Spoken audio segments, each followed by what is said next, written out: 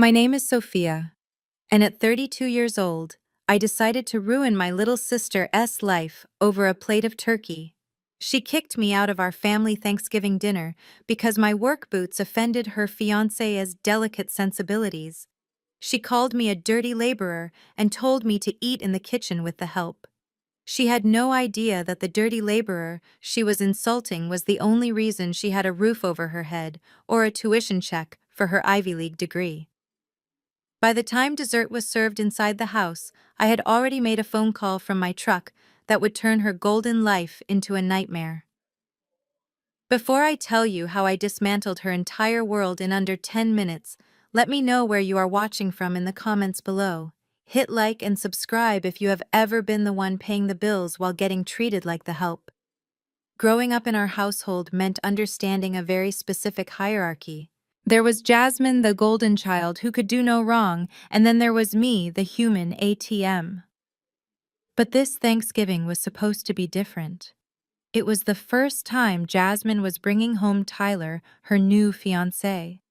Tyler was from old money, or at least that is what my mother Beatrice could not stop telling everyone.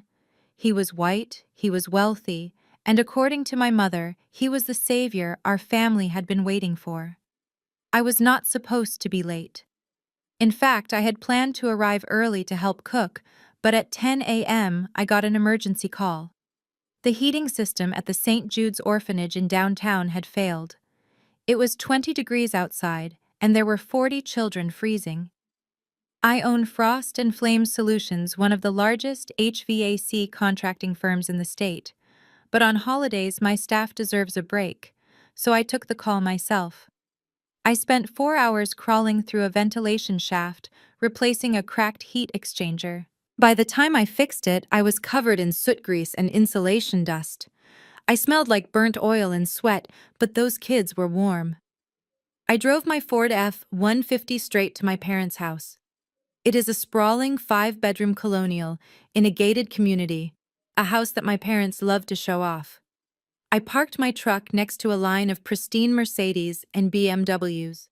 My truck is a $70,000 beast with heavy-duty suspension and my company logo on the side, but next to Tyler's convertible, it looked like a monster. I knew I looked rough. My Carhartt coveralls were stained black at the knees and elbows. My work boots left faint dusty prints on the driveway. But I thought it was family. I thought they would understand that I had just saved a building full of children from hypothermia. I walked up the front steps and opened the door. The smell of roasted sage and expensive perfume hit me instantly. The entire living room went silent. There were about 15 people there. My aunts, my uncles, and sitting right in the center on the beige Italian leather sofa were my parents, Jasmine and Tyler. Jasmine was wearing a white silk dress that probably cost more than my first car. She looked up at me, and her face twisted into a mask of pure horror. "Oh my God, Sophia," she shrieked, dropping her crystal wine glass on the table. "What are you wearing?" I stepped into the foyer and wiped my forehead, leaving a smear of grease above my eyebrow. "Happy Thanksgiving to you too, Jasmine. I had an emergency call at the orphanage." The heat was out. I took a step forward onto the Persian rug, and my mother Beatrice let out a gasp like I had just stabbed someone. "Sophia, stop right there. Look at the floor. You are tracking filth into my house." "It is just a little dust, Mom," I said, trying to keep my voice calm. "I will take the boots off. I just want to say hello and grab a shower." "No, absolutely not." Jasmine stood up. Her face was red. "The Ellingtons are going to be here in 20 minutes. Tyler's parents. You cannot let them see you like this. You look like a janitor." Tyler, who had been sipping his scotch, looked me up and down with a smirk that made my blood boil. He didn't offer a hand. He didn't say hello. He just wrinkled his nose and waved his hand in front of his face. "Is this the sister you told me about, Jasmine?" he asked, his voice dripping with condescension. "I thought you said she was in business. This looks more like manual labor. It smells distinctively lower class." My father Otis was sitting in his armchair. He looked at me, then he looked at Tyler, then he looked down at his shoes. He said nothing. That hurt more than the insults. My father knew exactly who paid for the renovation of this living room. He knew exactly whose check cleared the mortgage every month. But he was too afraid of embarrassing his future white son-in-law to speak up for his own daughter. I am a business owner, Tyler, I said, my voice hardening. I own the company. Sometimes that means doing the dirty work, something you probably would not understand. Tyler laughed a short, dry sound. Charmed, I am sure. But really, Jasmine is right. My mother is very particular about hygiene. Perhaps you should go. My mother rushed forward, blocking my path to the stairs. She put a hand on my chest, pushing me back toward the door. Her manicured nails dug into my dirty coveralls. Sophia, listen to me. You are ruining the aesthetic of the evening. We have worked so hard to impress the Ellingtons. Just go around the back. You can eat in the kitchen with the catering staff. We will bring you a plate when the guests leave. I stared at her. The kitchen. She wanted me to eat in the kitchen of the house I bought. The house that is legally under my LLC. You want me to eat with the help, I asked quietly. Jasmine rolled her eyes. Stop being dramatic, Sophia. Look at you, you're the help today. Just go. You are embarrassing me. You are embarrassing all of us. Just be a good sister for once and disappear. I looked around the room. My aunts were pretending to examine the paintings. My cousins were looking at their phones. No one looked at me. I was the stain on their perfect picture, the dirty secret they wanted to hide from their rich new in-laws. I felt something inside me snap. It wasn't a loud snap. It was quiet. It was the sound of a bridge burning. Okay, I said. I stepped back off the rug. I am sorry to disturb your aesthetic. I turned around and walked out the front door. I didn't slam it. I closed it gently. I walked down the long driveway past Tyler's shiny car and climbed into my truck. The cab smelled like old coffee and diesel, and it was the most comforting smell in the world. I sat there for a moment watching the warm glow of the windows. I could see them laughing inside. Jasmine was refilling Tyler's drink. My mother was clapping her hands, probably relieved that the trash had taken itself out. They thought I was going to drive home and cry. They thought I would call them tomorrow and apologize for being dirty. They thought I was the same Sophia who had spent 10 years trying to buy their love with tuition checks and mortgage payments. They were wrong. I took out my phone. It was 4:15 p.m. I scrolled through my contacts until I found the number for David, my personal accountant, and the trustee of the Family Education Fund. It was Thanksgiving, but David answered on the second ring. Hey boss, happy Turkey Day, he said cheerfully. Did the family like the gift? David, I said, and my voice was so cold it fogged up the windshield. Execute Protocol 0 on Jasmine's accounts. There was a pause on the other end. David stopped chewing whatever he was eating. Sophia, are you sure? Protocol 0 means... I know what it means, David. Cut it all. The tuition for next semester at NYU. The housing allowance for her luxury apartment in Manhattan, and the supplementary Amex Platinum. Kill it. Mark it as lost or stolen so the terminal declines it immediately. Okay, David said, his tone shifting to professional mode. What about the parents? The monthly stipend for the house maintenance. Freeze it, I said, watching my father walk past the window inside the house. Freeze the stipend, and David pull the deed to the house from the safe. I want to review the occupancy clause on Monday. Done, David said. It will take about 10 minutes to propagate through the banking system. Good, I said. Enjoy your dinner, David. I hung up. I sat in my truck for exactly 10 minutes. I watched the clock on my dashboard tick from 4:19 to 4:29. Inside the house, the party was just getting started. I could imagine Jasmine laughing, boasting to Tyler's parents about her studies, about her bright future as an art curator, a future she thought was funded by some vague family inheritance. She never asked where the money came from. She just assumed she deserved it. At 4:30 p.m., I put the truck in gear. My phone buzzed. It was a notification from my banking app. Supplementary card. ending in 8890. Status suspended. Recurring transfer to NYU Bursar cancelled. I backed out of the driveway, leaving a fresh set of tire tracks on their perfectly manicured lawn. As I drove away, I didn't feel sad. I didn't feel lonely. I felt lighter. I turned up the radio and drove to a diner on the highway.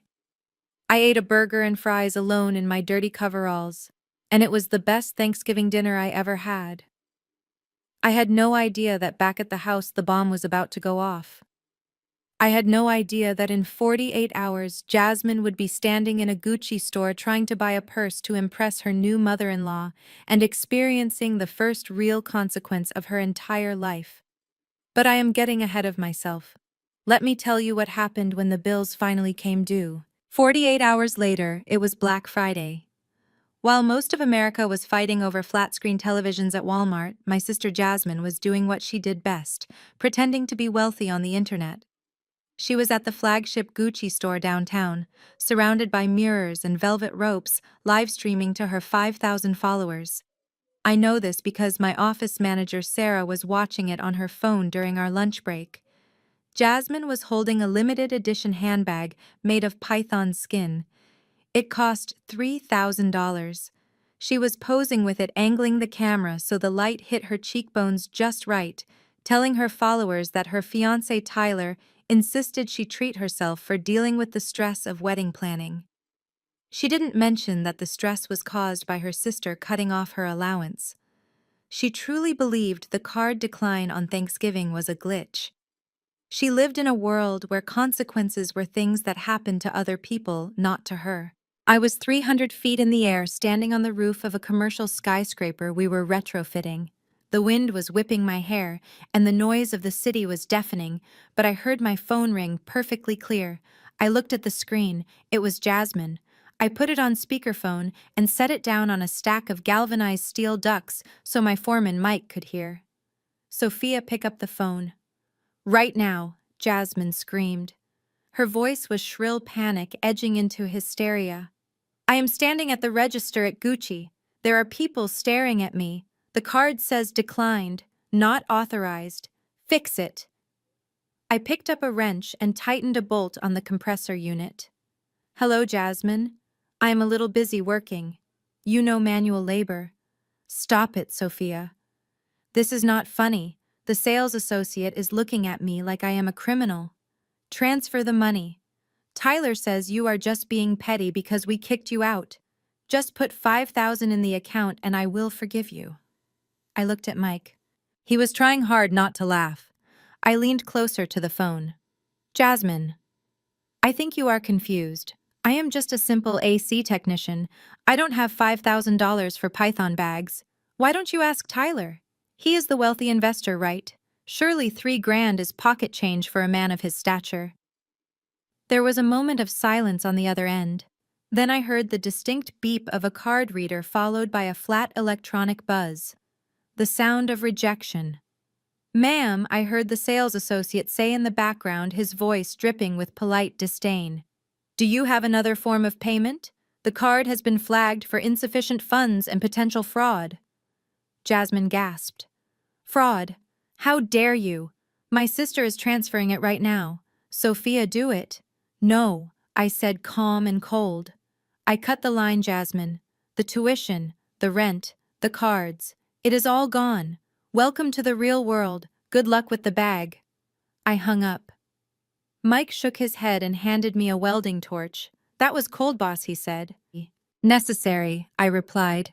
But the silence didn't last long. 2 hours later, I was back at my office.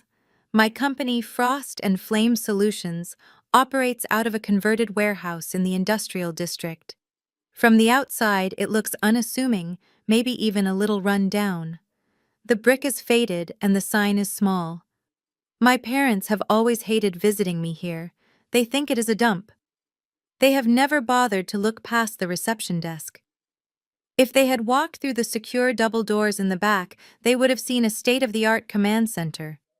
Wall-to-wall monitors displaying real-time thermal diagnostics for the city airport, the municipal court, and 3 major hospitals. They would have seen 20 highly trained engineers managing contracts worth millions. But my parents only see what they want to see. I was in my office reviewing blueprints for the new City Hall contract when the front door banged open. I didn't need to look up to know who it was. The scent of my mother's heavy floral perfume hit me before she did. Sophia Brooks, how dare you? My mother. Beatrice stormed in, followed closely by my father Otis. They looked out of place in the industrial hallway. My mother was wearing her Sunday best fur coat, clutching her pearls like she was walking through a war zone. My father looked tired but angry, his face set in a scowl that used to terrify me when I was a child. They marched right past the receptionist who tried to stop them. My mother slammed her handbag onto my desk, knocking over a stack of invoices. "Fix it!" my mother hissed, leaning over the desk. Her eyes were wide with rage. Jasmine just called me in tears. She had to leave the store empty-handed. She was humiliated, Sophia. Humiliated. Do you know who was in that store? The mayor's daughter. Word will get around. You are making us look like paupers. I leaned back in my chair, crossing my arms. I didn't offer them a seat. Maybe you should have taught her not to buy things she cannot afford, Mom. That is a basic life skill. Don't you lecture me about life skills, my father boomed, stepping forward. He pointed a finger at me. You are vindictive. That is what you are. You are jealous of your sister.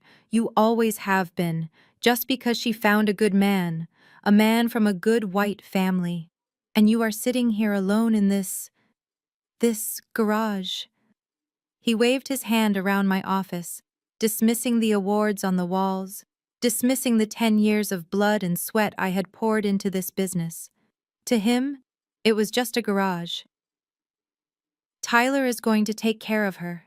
My mother added, her voice dropping to a conspiratorial whisper. He has investments, Sophia. Crypto, NFTs, things you don't understand because you are too busy crawling through ducks. But his money is tied up right now. He needs time. It is your duty as the big sister to bridge the gap. My duty, I repeated quietly. My duty was to study hard so I could get a scholarship, because you spent my college fund on a cruise. My duty was to buy your house because the bank was foreclosing. My duty has been writing checks for 10 years while you treat me like a stranger. That is different, my mother snapped. We are your parents. We raised you. You owe us. And Jasmine, she is fragile. She is not like you. You are built for hardship. You are strong like an ox. Jasmine is a flower. She needs protection. Built for hardship. That was their code for saying I was dark-skinned and not pretty enough to marry rich. It was the same insult they had been throwing at me since I was 12. I stood up. I am 5'9", and in my work boots I towered over my mother. I am done protecting her, I said, my voice steady, and I am done paying for her to pretend she is better than me. If Tyler is so rich, let him buy the bag. Let him pay the $60,000 tuition bill that is due next week. My father's face went pale. You wouldn't. You didn't cut the tuition. I did. Every penny. You are ruining her future, my mother screamed, grabbing my arm. She is going to drop out. She will be a nobody, just like you. I looked at her hand on my arm, then I looked into her eyes. I am not a nobody, Mom. I am the landlord. What is that supposed to mean? My father asked, stepping between us. It means get out of my office, I said, pointing to the door, before I call security. And trust me, my security team is not as polite as I am. My mother let go of my arm as if I burned her. You are hateful, she spat. Tyler was right about you. He said you were bitter because no man wants a woman who acts like a man. He said you are toxic. I laughed. It was a dry, humorless sound. Tyler has a lot of opinions for a man who drives a leased car and wears knockoff watches. How dare you? My mother gasped. Tyler is an Ellington. We will see, I said. Now get out. I have work to do.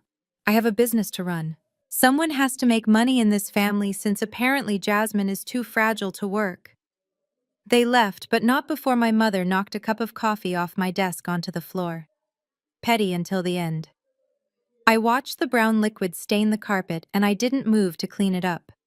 I sat there in the silence listening to the hum of the servers in the next room. They thought this was a tantrum. They thought I would cool down in a few days and turn the money back on. They had no idea that I had already hired a private investigator named Marcus to look into the illustrious Tyler Ellington. And what Marcus was finding was going to destroy their precious fantasy of a high society wedding. But before I could expose Tyler, I had to survive the engagement party. The invitation was still sitting on my desk. My mother had thrown it at me before she left. I picked it up. It was heavy cream cardstock embossed with gold letters. Mr. and Mrs. Brooks request the honor of your presence at the engagement of their daughter Jasmine to Tyler Ellington. And there it was, clipped to the back, a small handwritten note on yellow paper. Sophia, please use the service entrance. We need you to check the ventilation in the ballroom before the guests arrive. Do not mingle. I stared at that note. Service entrance. Do not mingle. I opened my drawer and pulled out my checkbook. Not the company one. My personal one. I wasn't going to write a check to Jasmine. I was going to write a check to the most expensive stylist in the city. If they wanted a show, I was going to give them a show. I was going to the engagement party. And I wasn't going as the AC tech. I was going as the nightmare they never saw coming. I agreed to the family meeting out of morbid curiosity. 2 days after my mother stormed into my office, I drove back to the house I technically owned. The driveway was full again, but this time the atmosphere was different. It was not a party. It was an intervention. Or at least that is what they called it. I called it a circus. When I walked into the living room, the seating arrangement told me everything I needed to know. My parents were sitting on the love seat looking anxious. Jasmine was curled up on the sofa, clutching a pillow, looking like a tragic heroine. And Tyler was sitting in my father's favorite leather recliner. He was not just sitting, he was holding court. He had a glass of my father's expensive scotch in one hand, and he was gesturing with the other like a professor lecturing a slow class. Sophia, glad you could make it, Tyler said without standing up. He swirled the amber liquid in his glass. Take a seat. We need to discuss your financial literacy. I remained standing. My boots were clean this time, but I kept my jacket on. I wanted them to know I was not staying long. I am financially literate enough to pay the mortgage on this roof, Tyler. What do you want? Tyler chuckled, a low, condescending sound that made my skin crawl. See, that is the problem. You think paying bills is wealth. You have a worker-s mindset, Sophia. You trade time for money.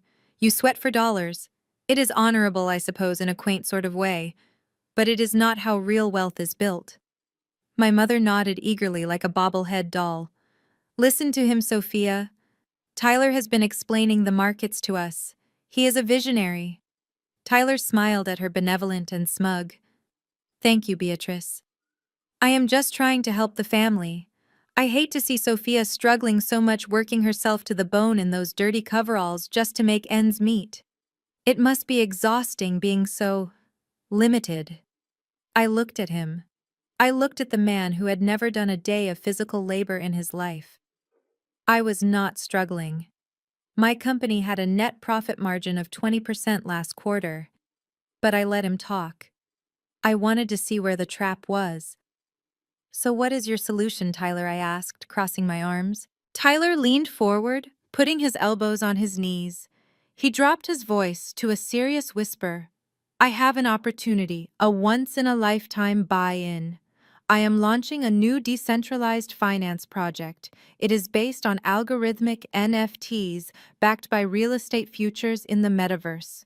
We are calling it EtherVest. I fought the urge to roll my eyes.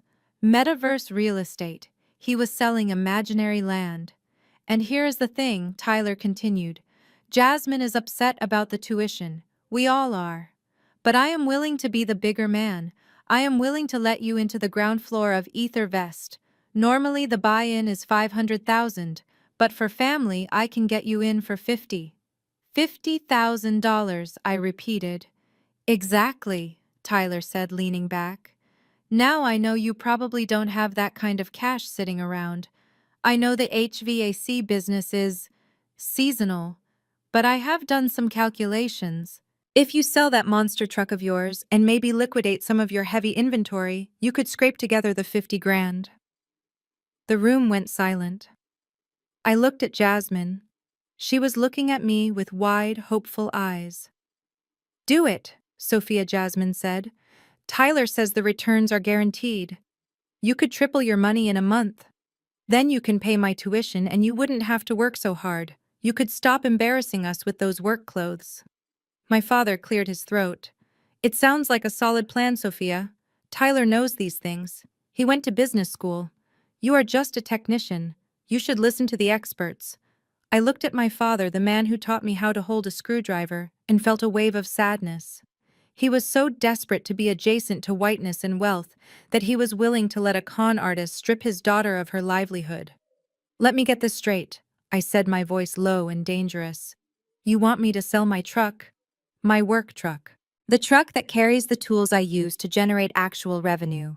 You want me to sell my assets to buy invisible land in a video game from a man who is currently drinking my liquor. Tyler's smile faltered for a second.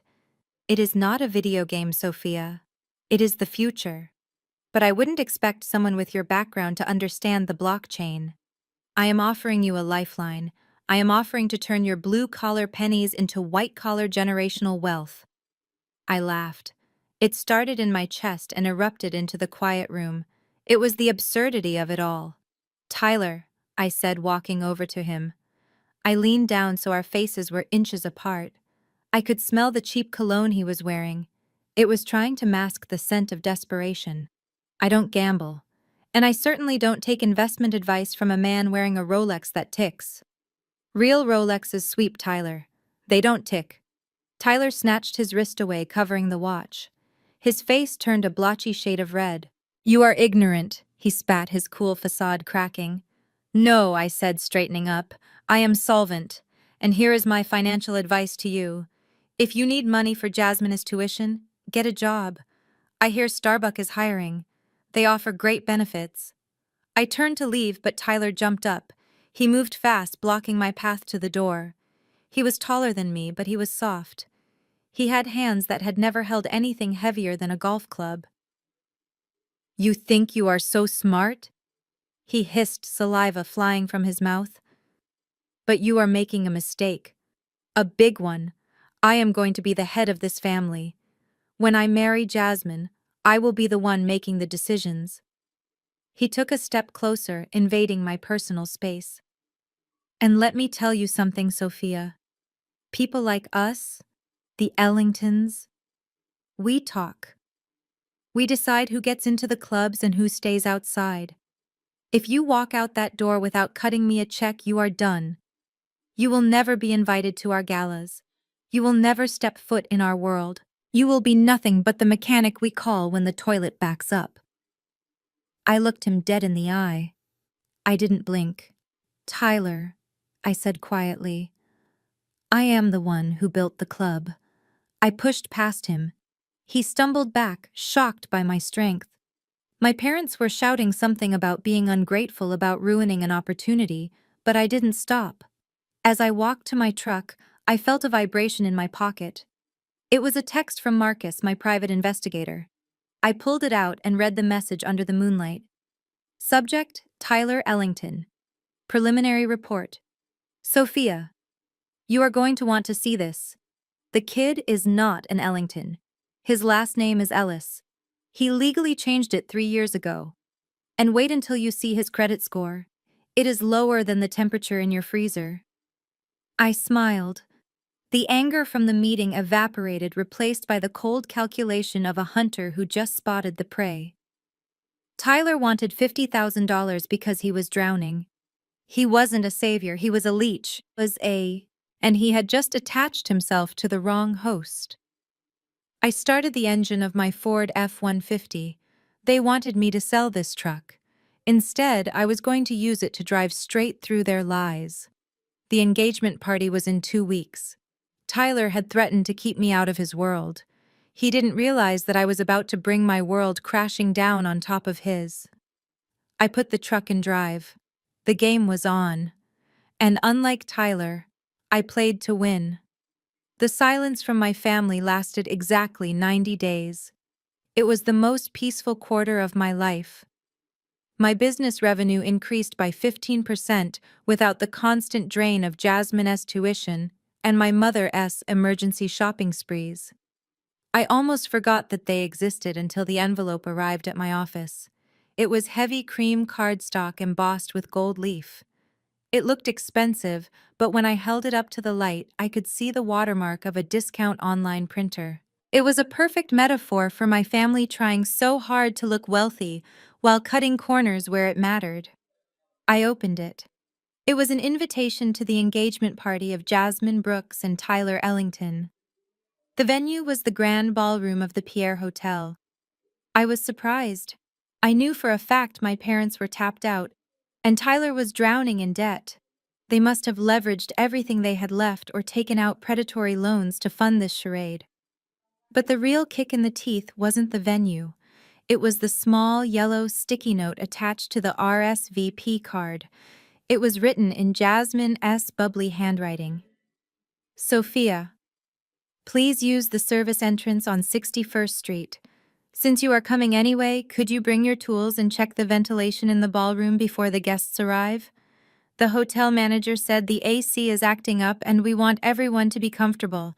Also, please do not sit at the main tables. We have a space for you near the catering station. Thanks. I stared at the note. They didn't want a sister. They wanted free labor. They wanted me to sneak in the back door, wipe my grease-stained hands on a rag, and fix the air conditioning so their high society guests wouldn't sweat. They wanted to remind me of my place one last time. I picked up the phone and called David, my lawyer and best friend. We met for lunch at a steakhouse downtown. I slid the invitation across the table. David read the note and his face turned a shade of purple I had never seen before. He slammed his fork down. "This is not an invitation, Sophia," he said, his voice tight with anger. "This is a summons for a servant. You are not going. I forbid it. You are the CEO of a multi-million-dollar corporation. You are not going to crawl into a vent in a ball gown to save them a few $100 on a maintenance call." I took a sip of my sparkling water and smiled. David was right, of course, but he was missing the point. If I didn't go, they would spin the narrative. They would tell everyone I was jealous. They would tell the Ellingtons that I was a bitter, unsupportive sister who refused to help the family. "I am not going to fix the AC. David," I said calmly. "Good," David said, picking up his knife. "Then throw that trash away and let's order dessert." "I am going to the party," I continued, "but I am not using the service entrance. And I'm certainly not wearing coveralls." David stopped eating. He looked at me with a mixture of concern and curiosity. "Sophia, what are you planning?" "I am planning to introduce them to the real Sophia Brooks, not the mechanic, not the bank, the owner." That afternoon I cleared my schedule. I didn't go to a department store. I went to a private atelier in the fashion district, a place where you need an appointment just to look at the fabric swatches. The designer was a woman named Elena, who had dressed Oscar nominees and royalty. When I walked in wearing my crisp business suit, she didn't look down on me. She saw the way I carried myself. She saw the Amex Centurion card I placed on the glass counter. "I need a weapon, Elena," I told her. She raised an eyebrow. "A weapon made of silk or velvet?" "Both," I said. "I need a dress that stops traffic. A dress that says I own the building, not that I clean it. My sister is getting engaged to a fraud, and she thinks I am the help. I need to correct her." Elena smiled. It was a wicked smile. "Say no more." We spent 3 hours fitting the dress. It was a structural masterpiece in emerald green silk, the color of money and envy. It had a plunging neckline that was daring but sophisticated, and a slit that went up to my thigh. It was hand-beaded with thousands of tiny crystals that caught the light with every movement. When I stepped onto the podium and looked in the three-way mirror, I didn't recognize myself. The woman staring back wasn't the tired technician who crawled through crawl spaces. She was a queen. The price tag was $12,000. A year ago, I would have choked on that number. I would have thought about how many compressors or fan belts I could buy for that amount. But today, I didn't blink. I wasn't just buying a dress. I was buying armor. I was buying the look on Tyler S.'s face when he realized he had messed with the wrong woman. I swiped the card. I bought matching gold stilettos that were sharp enough to puncture a tire. I booked a professional makeup artist and a hairstylist for the day of the party. When I walked out of that atelier carrying the garment bag, I felt a shift in the atmosphere. For 32 years, I had played by their rules. I had made myself small so Jasmine could feel big. I had worn the uniform of the worker so they could wear the costumes of the wealthy. I had stayed in the background writing the checks that kept the lights on. But that note on the invitation had broken the last chain. Use the service entrance. Check the ventilation. I looked at the garment bag in the passenger seat of my car. Oh, I was going to check the ventilation all right. I was going to suck the air out of the entire room. I drove home and for the first time in months, I didn't feel the heavy weight of obligation. I felt the thrill of the hunt. Tyler and Jasmine thought they were the main characters of this story. They thought they were the royalty of a kingdom built on lies. They were about to find out that the kingdom had a new ruler, and she didn't come to fix the thermostat. She came to burn the castle down. I hung the dress on the back of my bedroom door. It shimmered in the dark like a green flame. I went to sleep that night with a smile on my face. The party was in 2 days. I hoped they enjoyed their last 48 hours of ignorance because when I walked through those double doors, everything was going to change. The Pierre Hotel on Fifth Avenue is the kind of place that smells like old money and fresh lilies. It is a fortress of beige marble and crystal chandeliers designed to make anyone with less than 8 figures in their bank account feel small. The invitation in my clutch purse explicitly instructed me to use the service entrance on 61st Street, but as the black town car I had hired pulled up to the main awning, I had no intention of sneaking in through the kitchen. The doorman in his long coat and top hat stepped forward to open my door. He paused for a fraction of a second when he saw me. He did not see a technician. He did not see a woman who spent her days wrestling with galvanized steel and compressor units. He saw the emerald green silk dress that fit me like a second skin. He saw the way the hand-stitched crystals caught the light of the street lamps. He saw a woman who belonged. "Good evening, madame," he said, bowing slightly as I stepped onto the red carpet.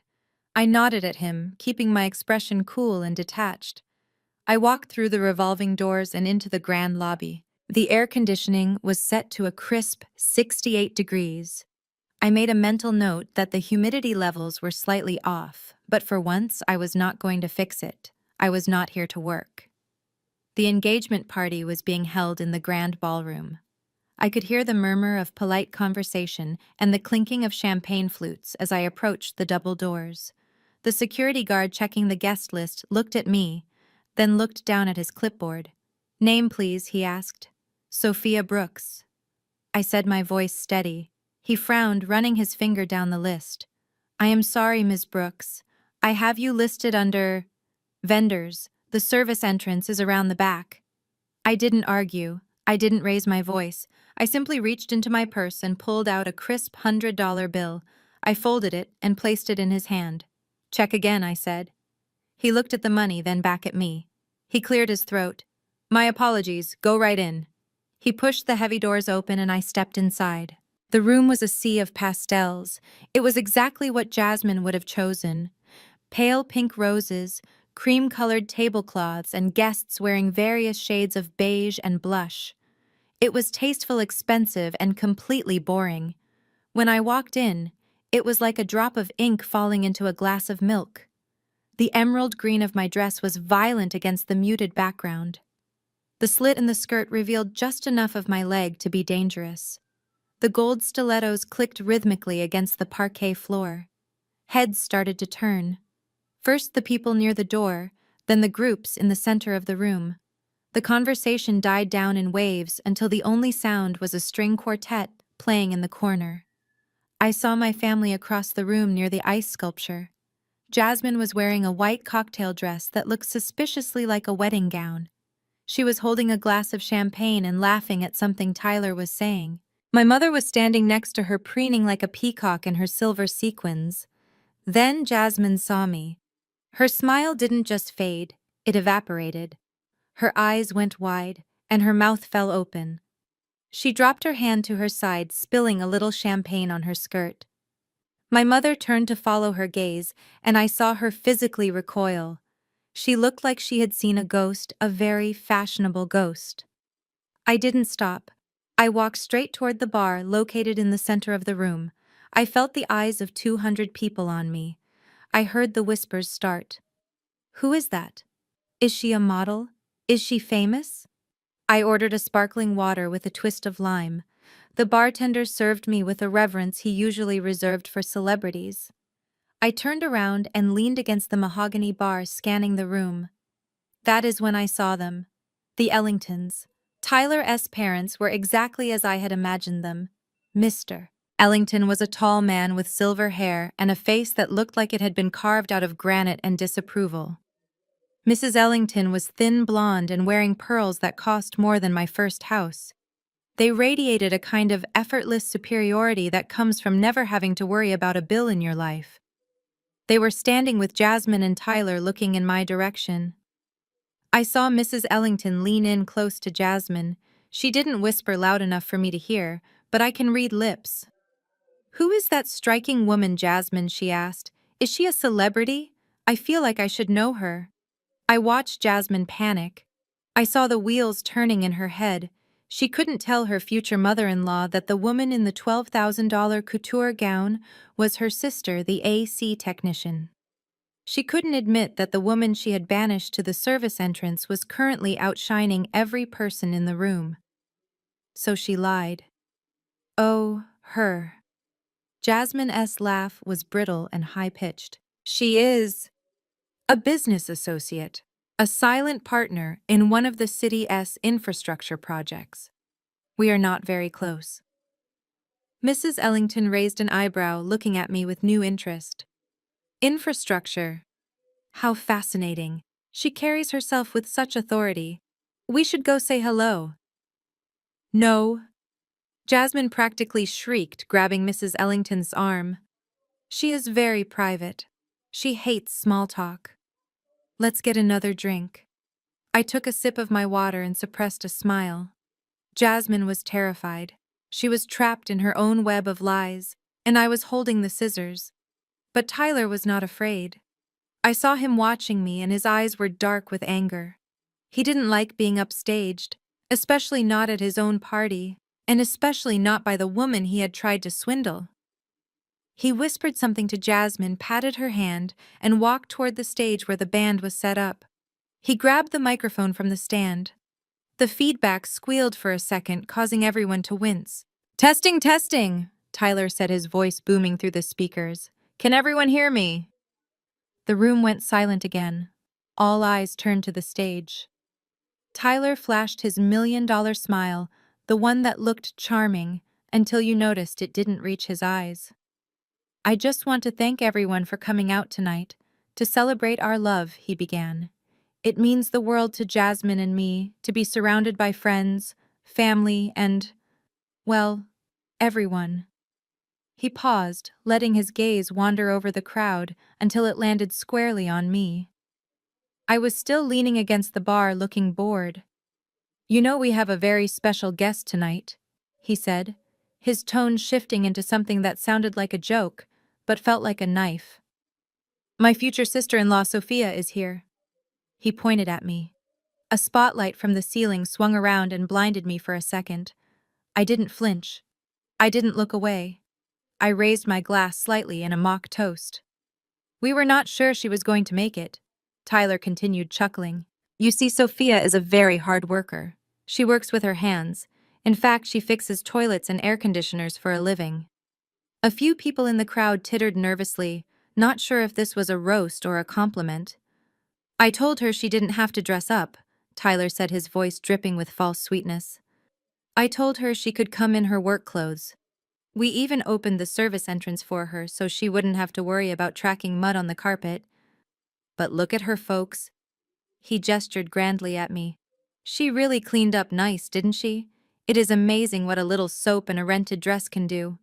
Let's give it up for our favorite plumber for making the effort to pretend she is one of us tonight. The room erupted in laughter.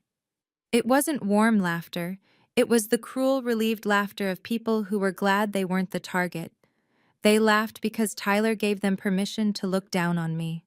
They laughed because in their world, a plumber in a couture dress was a joke, a pretender, a child playing dress-up in Mommy's closet. I saw Jasmine cover her mouth to hide a smile. I saw my mother let out a breath of relief.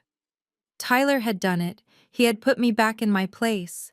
He had reminded everyone that no matter what I wore, I was still just the help. I stood there in the spotlight, the sound of their laughter washing over me. My face burned, but I didn't let it show. I kept my chin high. I kept my spine straight. Tyler grinned at me, thinking he had won. He thought shame would make me run. He thought I would scurry out the back door with my tail between my legs. But he was wrong. I wasn't leaving. I was just waiting. Because what Tyler didn't know was that the laughter of these people meant nothing to me. And what he definitely didn't know was that the most powerful man in the room wasn't him, and it wasn't his father. It was the man who had just walked through the main doors behind me, the man whose multi-million-dollar contract was sitting on my desk, signed and sealed. Let them laugh, I thought, taking another sip of my water. Enjoy the joke, Tyler, because the punchline is coming, and it is going to hit you like a freight train. The laughter of the crowd was still hanging in the air, a thick fog of mockery that seemed to suffocate everyone but me. Tyler stood on the stage holding the microphone like a scepter, grinning down at me with the satisfaction of a man who believed he had just crushed an insect. Jasmine was clinging to his arm, beaming, her white teeth flashing in the stage lights. They thought they had won. They thought that by reducing my life's work to the word plumber, they had stripped me of my dignity. But dignity is not something you wear like a rented tuxedo. It is something you build brick by brick, or in my case, contract by contract. I did not run. I did not cry. I simply took a slow, deliberate sip of my water and looked at my watch. It was 8:15, right on schedule. The heavy double doors at the back of the ballroom swung open again. This time it was not a waiter, and it was not a late guest. A hush fell over the room, starting from the back and rolling forward like a wave. The air in the room shifted. You know the feeling when the principal walks into a classroom, or when a lion walks into a clearing. The predator had arrived. Walking through the doors was Arthur Sterling. If you live in this city, and you do not know Arthur Sterling, you are living under a rock. He is the CEO of Sterling Development, the firm responsible for the new skyline, the waterfront renovation, and most importantly, the $3 billion expansion of the international airport. He is a man who does not attend engagement parties for fake socialites.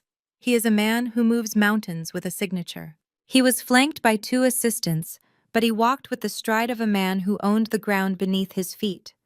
He was wearing a bespoke suit that cost more than Tyler's entire car. I saw Tyler's eyes go wide. He practically shoved Jasmine aside to get down from the stage. This was his chance. He had probably sent an invitation to Sterling's office months ago, never dreaming the man would actually show up. In Tyler's mind, this was the validation he desperately needed. If Arthur Sterling was here, then Tyler Ellington was somebody. Tyler rushed toward the center of the room. His hand extended, his face arranged into a mask of obsequious delight. "Mr. Sterling," he called out, his voice cracking slightly. "What an honor! I am so glad you received our invitation. Welcome to our celebration." Tyler's father. Mr. Ellington was right behind him, adjusting his tie, trying to look important. They formed a wall of desperation, blocking Sterling's path. Arthur Sterling stopped.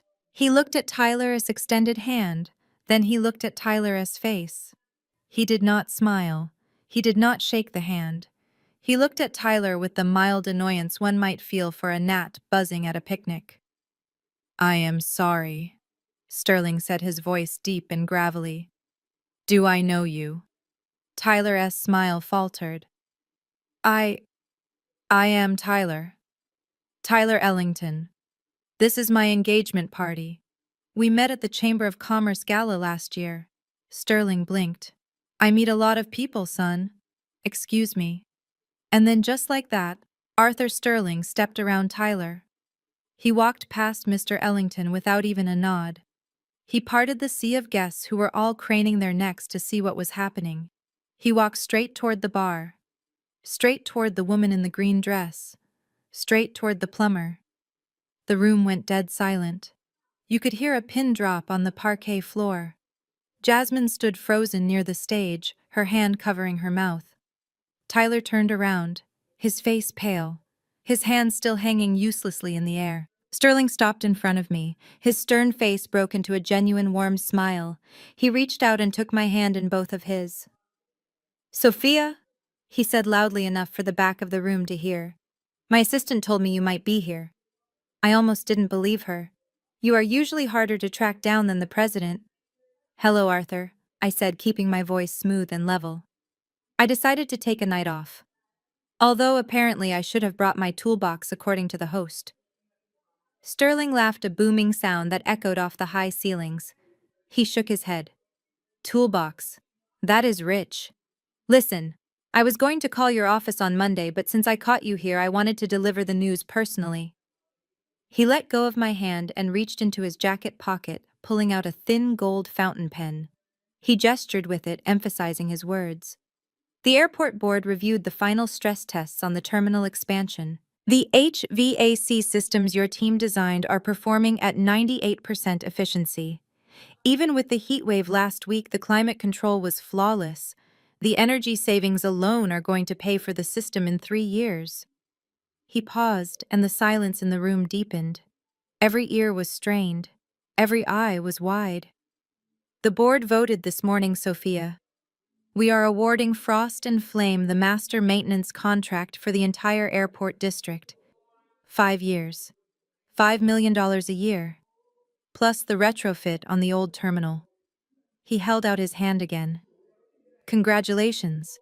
You are now the exclusive climate control partner for the largest infrastructure project in the state. I smiled. It wasn't a gloating smile. It was the smile of a woman who just cashed a check her family said would bounce. Thank you, Arthur, I said, shaking his hand firmly. My team will be ready to start the retrofit in January. I will have the specs on your desk by Monday. Wonderful, Sterling said. Now are you going to introduce me to your friends, or are we going to stand here all night? I looked over Sterling's shoulder at Tyler. He looked like he had been struck by lightning. His mouth was opening and closing like a fish out of water. His mother, Mrs. Ellington, was clutching her pearls so hard I thought the string would snap. Mr. Ellington looked like he was having a cardiac event. Tyler took a stumbling step forward. Wait, Mr. Sterling, you know her. Sterling turned slowly, looking at Tyler with irritation. Know her. Young man, Sophia Brooks is the finest mechanical engineer in the city. Her company is the backbone of half the commercial buildings downtown. But, Tyler stammered, pointing a shaking finger at me. She fixes air conditioners. She is blue collar. Sterling's eyes narrowed. He looked at me, then back at Tyler. His expression went from annoyance to disgust. She owns the company, son, Sterling said, his voice cutting like a razor. She doesn't just fix them. She designs them. She builds them. And judging by the contract I just awarded her, she makes more in a month than you probably make in a decade. The crowd gasped. It was a collective audible inhale. The tables had turned so fast that people were getting whiplash. The guests who had been laughing at me 5 minutes ago were now looking at me with awe. The whispers changed. $5 million. Did he say 5 million? She owns the company. Jasmine rushed forward, her face a mask of panic. She tried to grab my arm. Sophia, why didn't you tell us? We didn't know. We thought. I pulled my arm away gently but firmly. I smoothed the silk of my green dress. You didn't know because you never asked Jasmine. I said, my voice projecting clearly through the silent room. You never asked about my work. You never asked about my life. You only asked for checks. I looked at Tyler. He was shrinking. He looked small and pathetic standing there in his rented tuxedo. You were right, Tyler, I said. I should not be here. I am ruining the aesthetic. I placed my glass of water on the bar. The click of the glass against the wood was the final period at the end of a sentence. I turned to Arthur Sterling. Thank you for the news, Arthur. I will see you in the boardroom on Monday. Sophia, wait, Sterling said. Stay. Have a drink with me. I cannot, I said, casting one last look at my family. My mother was weeping silently, not out of joy, but out of the realization of what she had thrown away. My father couldn't even look at me. I have to go, I said loud enough for Tyler to hear. I am just a plumber after all. And this room? I sniffed the air delicately. This room smells like a sewer. I turned on my heel and walked toward the exit. The crowd parted for me instantly. This time they didn't look away. They stared. They stared at the emerald dress. They stared at the woman who had just brought the house down without throwing a single punch. As I pushed through the double doors, I heard Tyler's voice weak and desperate, trying to salvage the moment, trying to get Sterling's attention back. But it was over. The game had changed. I walked out to the curb where my town car was waiting. I didn't look back. I didn't need to. I knew exactly what was happening inside. The facade was cracking. The questions were starting. And the ATM that Tyler thought he had broken was actually the vault he would never, ever open again. I got into the car and told the driver to take me to the finest steakhouse in the city. I had a $5 million contract to celebrate, and I was going to do it alone in peace. But as I watched the city lights blur past my window, I knew this was just the beginning. Tyler wasn't going to let this go. He was humiliated, and a humiliated narcissist is a dangerous thing. He would come for me. He would try to sue me. He would try to destroy my reputation. Let him try. He thought he was fighting a plumber. He was about to find out he was fighting the architect of his destruction. Monday morning felt different. For the first time in years, I did not dread walking into my office. The $5 million contract with the airport was sitting on my desk, signed and notarized. My staff was buzzing with excitement, and the coffee tasted like victory. I thought the humiliation I had served Tyler and my family at the Pierre Hotel would buy me at least a month of silence. I thought they would be too embarrassed to show their faces. I was wrong. Narcissists do not feel shame the way normal people do. They view it as a temporary obstacle to getting what they want. At 10 o'clock sharp, the receptionist buzzed me. Her voice sounded confused. Sophia, your mother is here. She says she brought pie. I sighed and rubbed my temples. Beatrice Brooks does not visit industrial parks unless she wants something. And she definitely does not bake sweet potato pies for her ungrateful daughter unless the situation is desperate. Send her in, I said. My mother walked in wearing a pastel yellow suit that made her look like a church deaconess. She was holding a plastic container and smiling so hard I worried her face might crack. It was the same smile she used on the neighbors when she wanted to borrow their lawn equipment. Sophia, darling, she cooed, placing the pie on my desk right next to the airport blueprints. I was just in the neighborhood, and I thought my hard-working girl needs some sugar. You look tired, baby. Are you eating enough? I leaned back in my chair and crossed my arms. I did not smile back. Hello, Mother? You were in the neighborhood, the industrial district. Unless you are shopping for forklift parts, I doubt that. She laughed, a nervous, fluttering sound. Oh, you are always so sharp, just like your grandfather. Look, I know things got a little heated at the party on Saturday. Tyler has a unique sense of humor. He was just trying to be funny. You know how men are. He called me a plumber in front of 200 people, Mom, I said, my voice flat.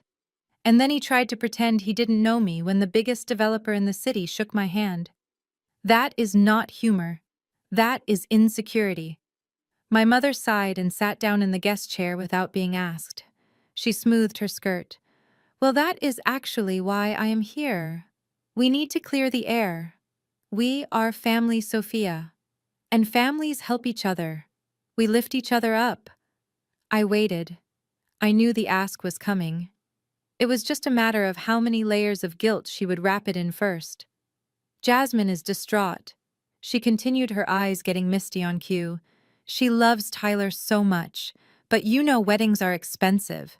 And Tyler, well, his assets are currently tied up in some very complex international markets. Liquidity is a bit of an issue just for the short term.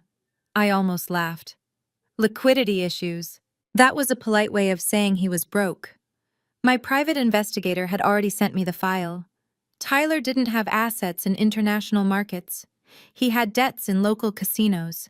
He had maxed out 3 credit cards trying to pay for the engagement ring, and now the venue for the wedding was demanding a $50,000 deposit that he didn't have. So let me guess, I said. You want me to untie his assets? My mother leaned forward, reaching for my hand across the desk. I pulled it away. It is not for him, she pleaded. It is for your sister. She has her heart set on a June wedding at the Botanical Gardens. If they don't pay the deposit by Friday, they lose the date. Imagine the humiliation, Sophia. After everything that happened at the party, if the wedding is canceled, everyone will talk. They will say the Brooks family are frauds. It would reflect badly on you too, on your new business deal. I stood up and walked to the window, looking out at the parking lot where my trucks were loading up for the day. Mom, I said, keeping my back to her, Tyler is a fraud. He does not have money. He is gambling with money he does not have. If I give him $50,000, it won't go to the venue. It will go to a bookie or a crypto scam. I am not funding this delusion. My mother's voice changed. The sweetness evaporated, replaced by the cold steel I knew so well. You have millions now, Sophia. We heard Mr. Sterling. $5 million. And you cannot spare 1% of that to save your sister's happiness. You are selfish. You have always been selfish, hoarding your money while we struggle to maintain our status. I turned around. I earned this money. I built this company while you and Dad were buying luxury cars you couldn't afford. I am not giving you a dime. Tell Tyler to get a job. My mother stood up, her face twisting into a sneer. She pulled her phone out of her purse. I thought you might say that. That is why I have Jasmine on the line. She held the phone up. Jasmine's face filled the screen. She looked terrible, her eyes swollen from crying, but there was a vicious look in them that matched our mother's. Hello, Sophia. Jasmine said, her voice tinny through the speaker. I heard everything. You really are a monster, aren't you? I am a realist, Jasmine, I said. Do not marry him. He is using you. I don't care, Jasmine screamed. I love him, and we are going to get married, and you are going to pay for it. Because if you don't, I am going to destroy you. I looked at the phone, incredulous. How exactly are you going to do that, Jasmine? Are you going to cry at me until I surrender? No, Jasmine said, and a slow, cruel smile spread across her face. I am going to go on TikTok. I am going to go on Instagram. I have 50,000 followers now, thanks to the engagement party drama. And I am going to tell them the truth about Grandpa Theodore's will. I froze. Grandpa Theodore had left me the warehouse and the seed money for my business because I was the only one who visited him in the nursing home. He left the house to my parents. It was all legal. I am going to tell everyone that you manipulated a dying old man, Jasmine hissed. I am going to tell them you stole the inheritance that was meant for all of us. I will say you forged the signature. I will say you are a thief who built her empire on stolen money. You know that is a lie, I said, my hands balling into fists. Does it matter? She asked. In the court of public opinion, the truth doesn't matter. The accusation matters. Imagine what Mr. Sterling will think when he hears that his new star contractor is being investigated for elder abuse and fraud. Do you think he wants that kind of PR? He will drop you so fast your head will spin. My mother nodded, watching me closely. She is right, Sophia. It would be a shame to lose that big contract over a little family misunderstanding. Just write the check, consider it a consulting fee, to keep the family peace. I looked at the two of them, my mother standing in my office smelling of expensive perfume and betrayal, and my sister on the screen ready to burn my life down for a wedding date. They were not family. They were terrorists. They were banking on my fear. They thought I would panic at the thought of losing the Sterling contract. They thought I would pay to make the noise go away. But they forgot one thing. When you build a business from the ground up, you learn how to deal with blackmail. You don't negotiate. You eliminate the leverage. I looked at my mother. Get out. She blinked, surprised. Excuse me. I said, get out. I repeated, my voice low and dangerous. Take your pie and get out of my building. And Jasmine, go ahead. Post the video.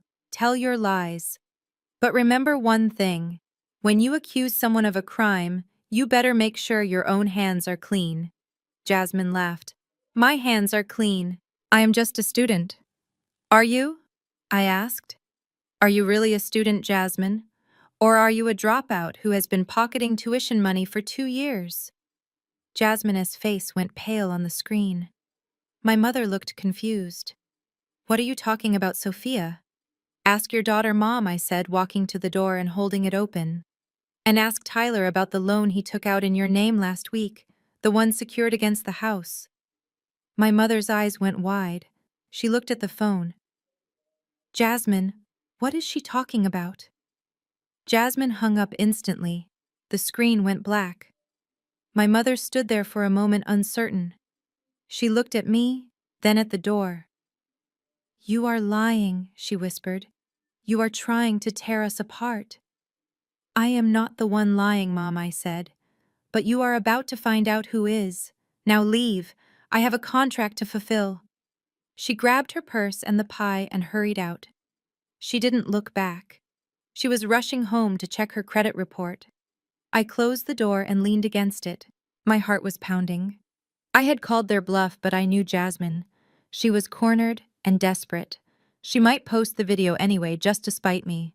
I needed to move fast. I needed undeniable proof.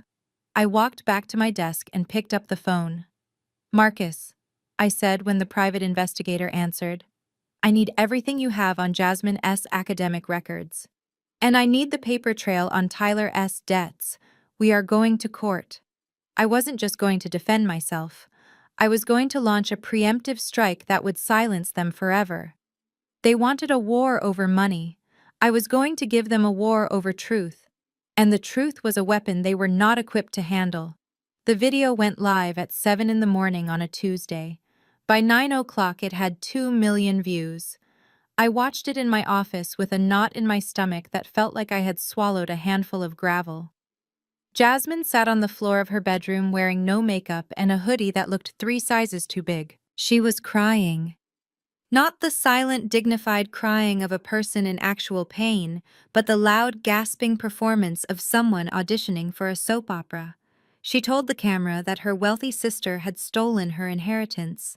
She claimed that I had manipulated our grandfather into signing everything over to me on his deathbed, leaving the rest of the family destitute. She didn't mention that I was the only one who visited him. She didn't mention that the warehouse was a crumbling liability when I got it. She just painted a picture of a greedy corporate monster stepping on the neck of her poor, struggling little sister. The caption read simply, "The truth about my millionaire sister." The comments were a cesspool. People who didn't know me were calling for my business to be boycotted. They called me heartless. They called me a thief. They tagged Arthur Sterling and asked why he was doing business with an elder abuser. Then the phone started ringing. It wasn't new customers. It was cancellations. Mrs. Gable, who had been a client for 6 years, called to say she didn't feel comfortable having my technicians in her home anymore. A restaurant chain I was bidding on sent a polite email pulling their request for a proposal citing brand alignment concerns. My reputation, which I had spent a decade building brick by brick, was being dismantled in seconds by a 22-year-old with a ring light and a vendetta. My mother called at noon. Her voice was not frantic, it was smug. I saw the video, Sophia, she said. It is very convincing. Everyone is talking about it. My phone has not stopped ringing. I gripped the receiver so hard my knuckles turned white. Tell her to take it down, Mom. Tell her to tell the truth. My mother sighed. I cannot control her, Sophia. She is hurt. You hurt her. But I think there is a solution. I spoke to Tyler. He thinks that if you cover the wedding deposit and maybe issue a public apology, Jasmine might be willing to post a follow-up video clearing the air. She could say it was a misunderstanding. I closed my eyes. It was extortion. Pure and simple. They were holding my livelihood hostage for $50,000. So that is the price, I asked quietly. My reputation costs $50,000. It is a small price to pay for family peace, my mother said. Just pay it, Sophia. Make this go away before you lose everything. You have the money. Stop being stubborn. I hung up the phone. I didn't slam it. I placed it gently back in the cradle. The sadness I used to feel about my family was gone. It had burned away, leaving nothing but a cold, hard clarity. They weren't just toxic, they were dangerous. And you do not negotiate with terrorists. I pressed the intercom button. Sarah, hold all my calls. I am going out. I drove to a diner on the outskirts of the city. It was a place with sticky tables and burnt coffee, the kind of place where nobody asked questions. Marcus was waiting for me in the back booth. He was a small man who looked like an accountant, but he was the best private investigator in the state. He had a thick manila envelope sitting next to his coffee cup. You look like hell, Sophia, Marcus said, as I slid into the booth opposite him. My sister is trending on TikTok, I said. I am having a bad week. Tell me you have something good in that envelope. Marcus tapped the folder. I have something better than good. I have a nuclear bomb.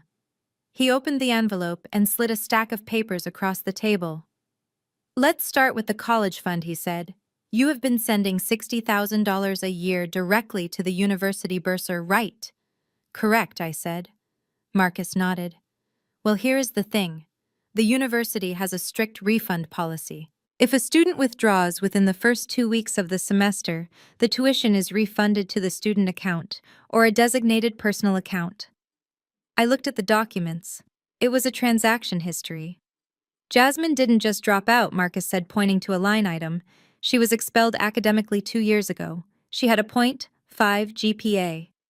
But every semester she enrolled, registered for classes, waited for your check to clear, and then withdrew immediately. The university refunded the money to her personal checking account. I felt the blood drain from my face. 2 years, $120,000. She had been stealing from me for 2 years. She bought a car. Marcus continued flipping the page. She bought designer clothes. She went on vacations. And she paid off Tyler's gambling debts. I looked at the bank statements. There were transfers to DraftKings, transfers to offshore crypto exchanges, and transfer after transfer to an account named Ellis Holdings. Who is Ellis Holdings? I asked. That is Tyler, Marcus said. His real name is Tyler Ellis. He changed it to Ellington 3 years ago when he started trying to climb the social ladder. He is not old money, Sophia. His father is a retired bus driver in New Jersey, and his mother works at a Walmart. They are good people, actually. They have no idea he is pretending to be a millionaire. The people you met at the party were hired actors. I stared at him. Hired actors. The couple playing his parents, Marcus confirmed. Local theater actors. I found their casting profiles online. Tyler paid them $500 each to stand there and look snooty. I started laughing. It wasn't a happy laugh.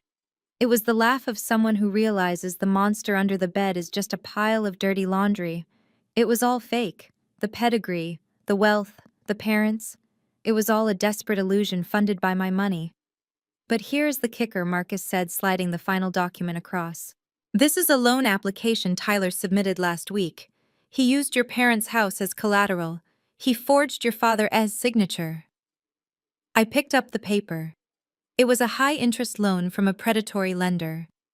$50,000, the exact amount they needed for the wedding venue. He is trying to mortgage the house, I whispered. The house I own. Technically, he thinks your father owns it, Marcus said. He doesn't know about the LLC transfer. If he defaults on this loan, which he will, the sharks will come for the house. And since your father is listed as the resident, they will come for him. I sat back in the booth. The magnitude of the betrayal was breathtaking. Jasmine was a thief. Tyler was a fraud and a forger. And my parents were the unwitting accomplices in their own destruction. They want a war, I said quietly, looking at the stack of evidence. They want to play dirty. This isn't dirty, Marcus said, taking a sip of his coffee. This is a felony. You have enough here to put both of them in prison for 5 years. Fraud, embezzlement, forgery, identity theft. I looked at the documents again. I thought about the video of Jasmine crying. I thought about the clients canceling their contracts. I thought about my mother telling me to just pay the money. I pulled out my checkbook and wrote Marcus a check for his services. I added a generous bonus. Thank you, Marcus, I said, gathering the papers. You just saved my life. What are you going to do? He asked. Are you going to the police? Not yet, I said, standing up. The police are for punishment. I want something more than punishment. I want total dismantling. I walked out of the diner with the envelope tucked under my arm. The sun was shining, but the air felt cold. I got into my truck and placed the evidence on the passenger seat. Jasmine wanted a viral moment. She wanted the world to know the truth about the Brooks family. I was going to give her exactly what she wanted. I wasn't going to respond on TikTok. I wasn't going to argue in the comments. I was going to take this folder to a place where hashtags didn't matter. I was going to take it to a courtroom. But first I had to make a stop. I had to go see Arthur Sterling. I had to show him that the only criminal he was doing business with was the one trying to marry into my family. I started the engine. The media crisis was still raging. My phone was still buzzing with hate mail. But for the first time in days, I wasn't afraid. I had the treasure map, and it led straight to the destruction of Tyler and Jasmine S. House of Cards. The war was over. They just didn't know they were already dead. Most people, when caught stealing 6 figures from their own family, would feel shame. They would retreat, apologize, and try to make amends. But my family is not most people. My family operates on a level of delusion that should be studied by psychiatrists. Instead of an apology, I received a process server. He showed up at my office 3 days after the confrontation in the conference room. He handed me a thick stack of papers and apologized, saying he was just doing his job. I sat at my desk and read the lawsuit. It was a masterpiece of fiction. Tyler and Jasmine, along with my parents, were suing me for unjust enrichment and breach of verbal contract. Their narrative was breathtaking in its audacity. They claimed that Frost and Flame Solutions was not built on my hard work and loans, but on a secret family cash investment given to me 10 years ago. They claimed my parents had given me their life savings to start the business with the verbal understanding that they would own 50% of the company. It was a lie so bold it was almost impressive. 10 years ago, my parents were dodging debt collectors. They didn't have $5 to spare, let alone $50,000. I started this company with a maxed-out credit card and a used van I bought from a retiring plumber. But in the legal system, the truth doesn't stop you from being sued. It just means you have to pay a lawyer to prove you are right. We met for mediation 2 weeks later. It was a mandatory step before a trial could be scheduled. The room was sterile with gray walls and a long oval table that felt like a battlefield. I sat on one side with David. David is the kind of lawyer who wears bespoke suits and speaks in a voice that is quiet but terrifying. He charges $600 an hour, and he is worth every penny. On the other side sat the coalition of the greedy. My parents looked righteous, like they were the victims of a great injustice. Jasmine looked bored, checking her phone under the table. Tyler looked smug. He was whispering into the ear of their lawyer, a man named Mr. Henderson. Mr. Henderson was everything David was not. He wore a shiny polyester suit that was too tight across the shoulders. He had a loud, booming voice and a briefcase that looked like it was made of cardboard. He was a strip mall lawyer, the kind who advertises on the back of bus benches. Tyler had clearly hired the cheapest bulldog he could find, hoping to bark me into submission. Mr. Henderson started the meeting by slamming his hand on the table. He probably thought it looked authoritative. It just looked desperate. "My clients are the victims of a massive fraud," he bellowed, pointing a finger at me. "This woman used her parents' hard-earned savings to build an empire and then cut them out. She promised them equity. She promised them a return on their investment.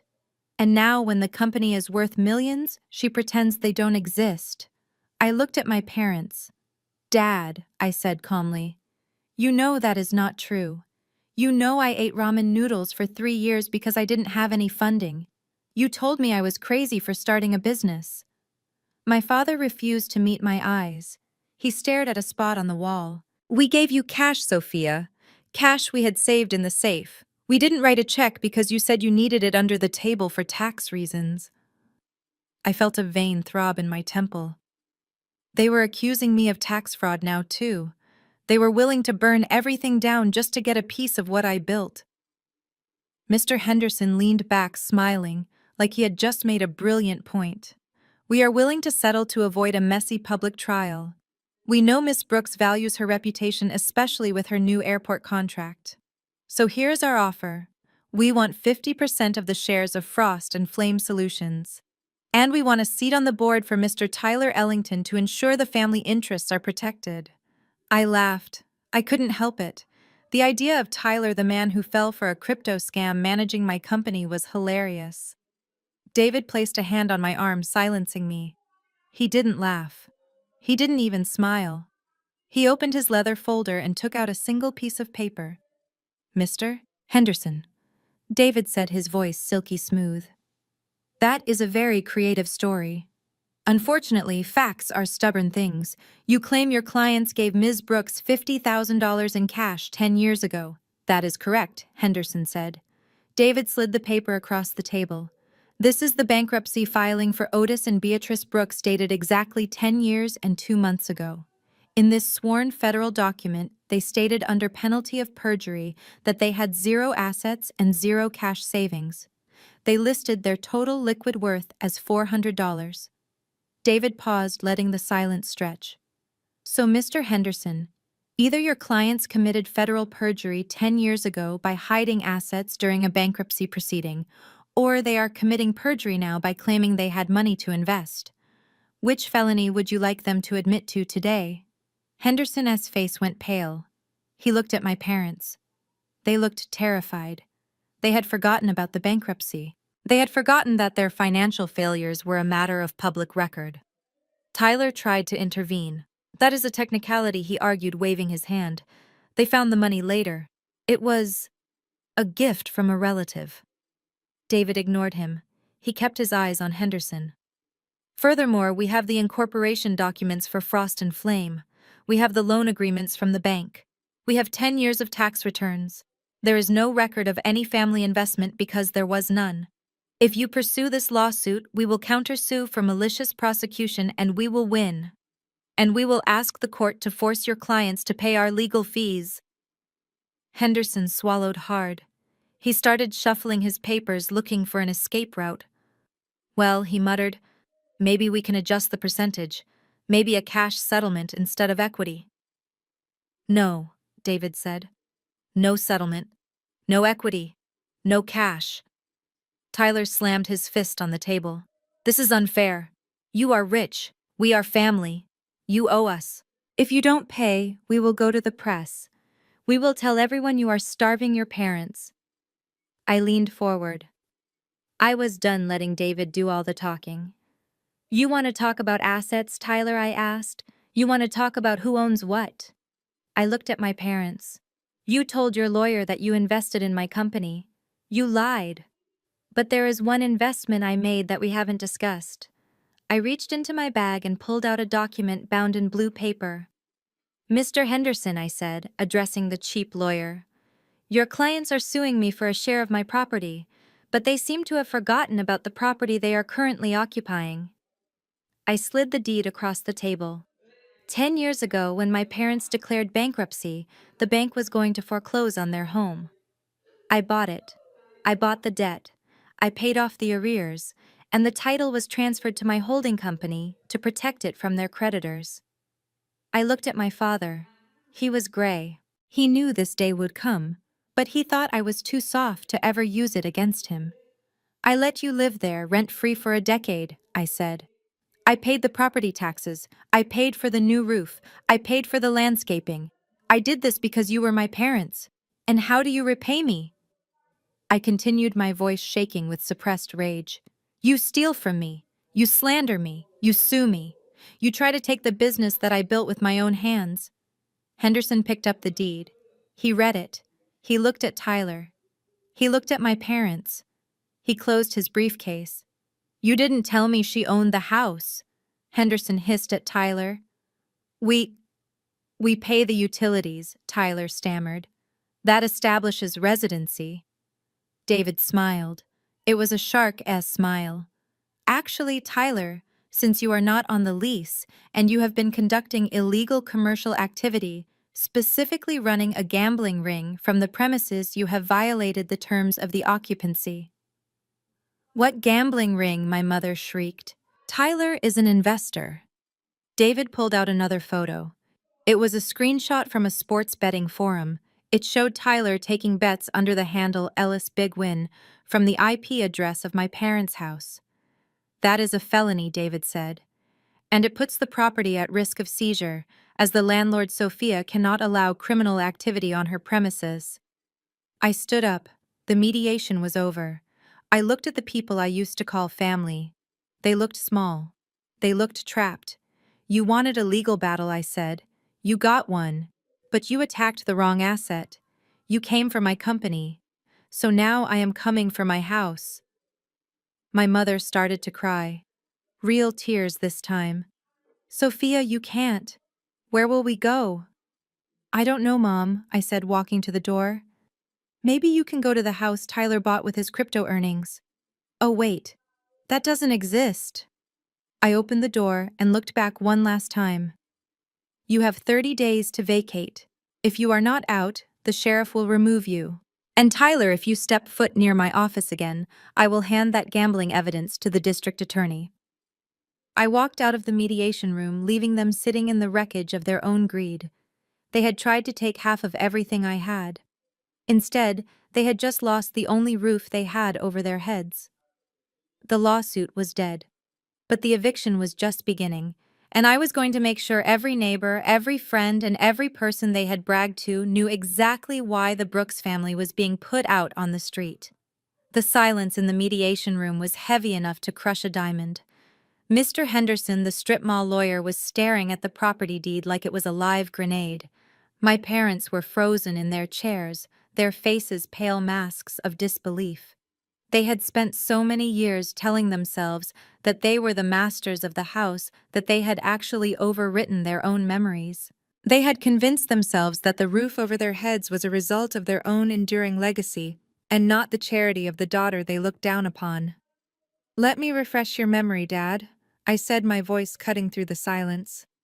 I walked back to the table and leaned over, placing my hands flat on the mahogany surface. 10 years ago. The recession. Do you remember the night I found you crying at the kitchen table because the bank had sent the final notice? Do you remember the moving boxes Mom had already started packing because you had nowhere to go? My father looked down at his hands. He was trembling. I had just started Frost and Flame, I continued. I had 1 truck and 2 employees. I took every cent of profit I had made that first year. I emptied my business savings. I went to the bank and I bought the debt. I paid off the foreclosure fees. I saved you from being put out on the street in front of the neighbors you cared so much about. I looked at my mother. She was weeping softly now, but I felt no pity. Pity was a currency they had devalued long ago. And what did I ask for in return, I asked. Did I ask for rent? No. Did I ask for interest? No. I made one deal with you. I told you that you could stay there for as long as you lived, provided you paid the utilities and kept the property in good condition. I even let Dad keep his name on the mailbox so he wouldn't have to suffer the embarrassment of admitting his daughter bailed him out. I let you keep your pride. And how did you repay me? I whispered. You used the home I saved to house the man who is trying to destroy me. Henderson cleared his throat nervously. Ms. Brooks, while this is a touching story, the fact remains that your parents have established tenancy rights. You cannot just evict them without cause. David, my lawyer laughed. It was a dark sound. Oh, we have cause, Mr. Henderson. We have federal cause. David pulled another document from his briefcase. It was a copy of the civil forfeiture laws. You see, Tyler? I said, turning my gaze to the man shrinking in his cheap suit. When you decided to turn my property into a bookie joint, you didn't just break the law. You put my asset at risk. Under federal law, if a property is used to facilitate illegal gambling operations, the government can seize the entire property. I pointed at the deed. This house is owned by my LLC. As the managing member of that LLC, I have a fiduciary duty to protect the asset. If I allow you to stay there knowing that you are running a criminal enterprise, I am complicit. I could lose the house to the state. My mother looked up, her eyes wide with terror. Lose the house? What do you mean? I mean that your future son-in-law has put a target on your front door. Mom, I said.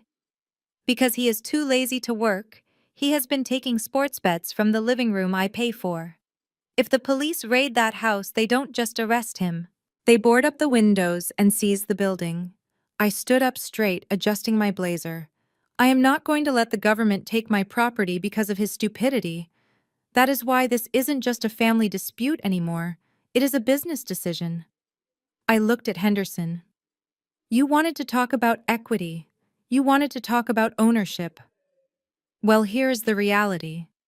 I am the landlord. They are tenants at will. And they have violated the lease by allowing criminal activity on the premises. I turned to my father. You have a choice, Dad. You can stay on Tyler S. side.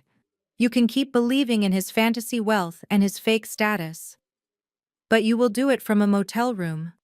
Or you can admit the truth. You can admit that for 10 years I have been the one holding this family together while you mocked me for wearing work boots. My father looked at Tyler. For the first time I saw the veil lift.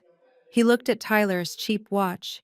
He looked at Tyler's sweating face. He looked at the man he had pinned all his hopes on, and he finally saw the parasite underneath. You gambled in my house, my father whispered, his voice shaking. I didn't mean to. Tyler stammered. It was just a side hustle, just until the crypto took off. You risked our home, my father roared, standing up.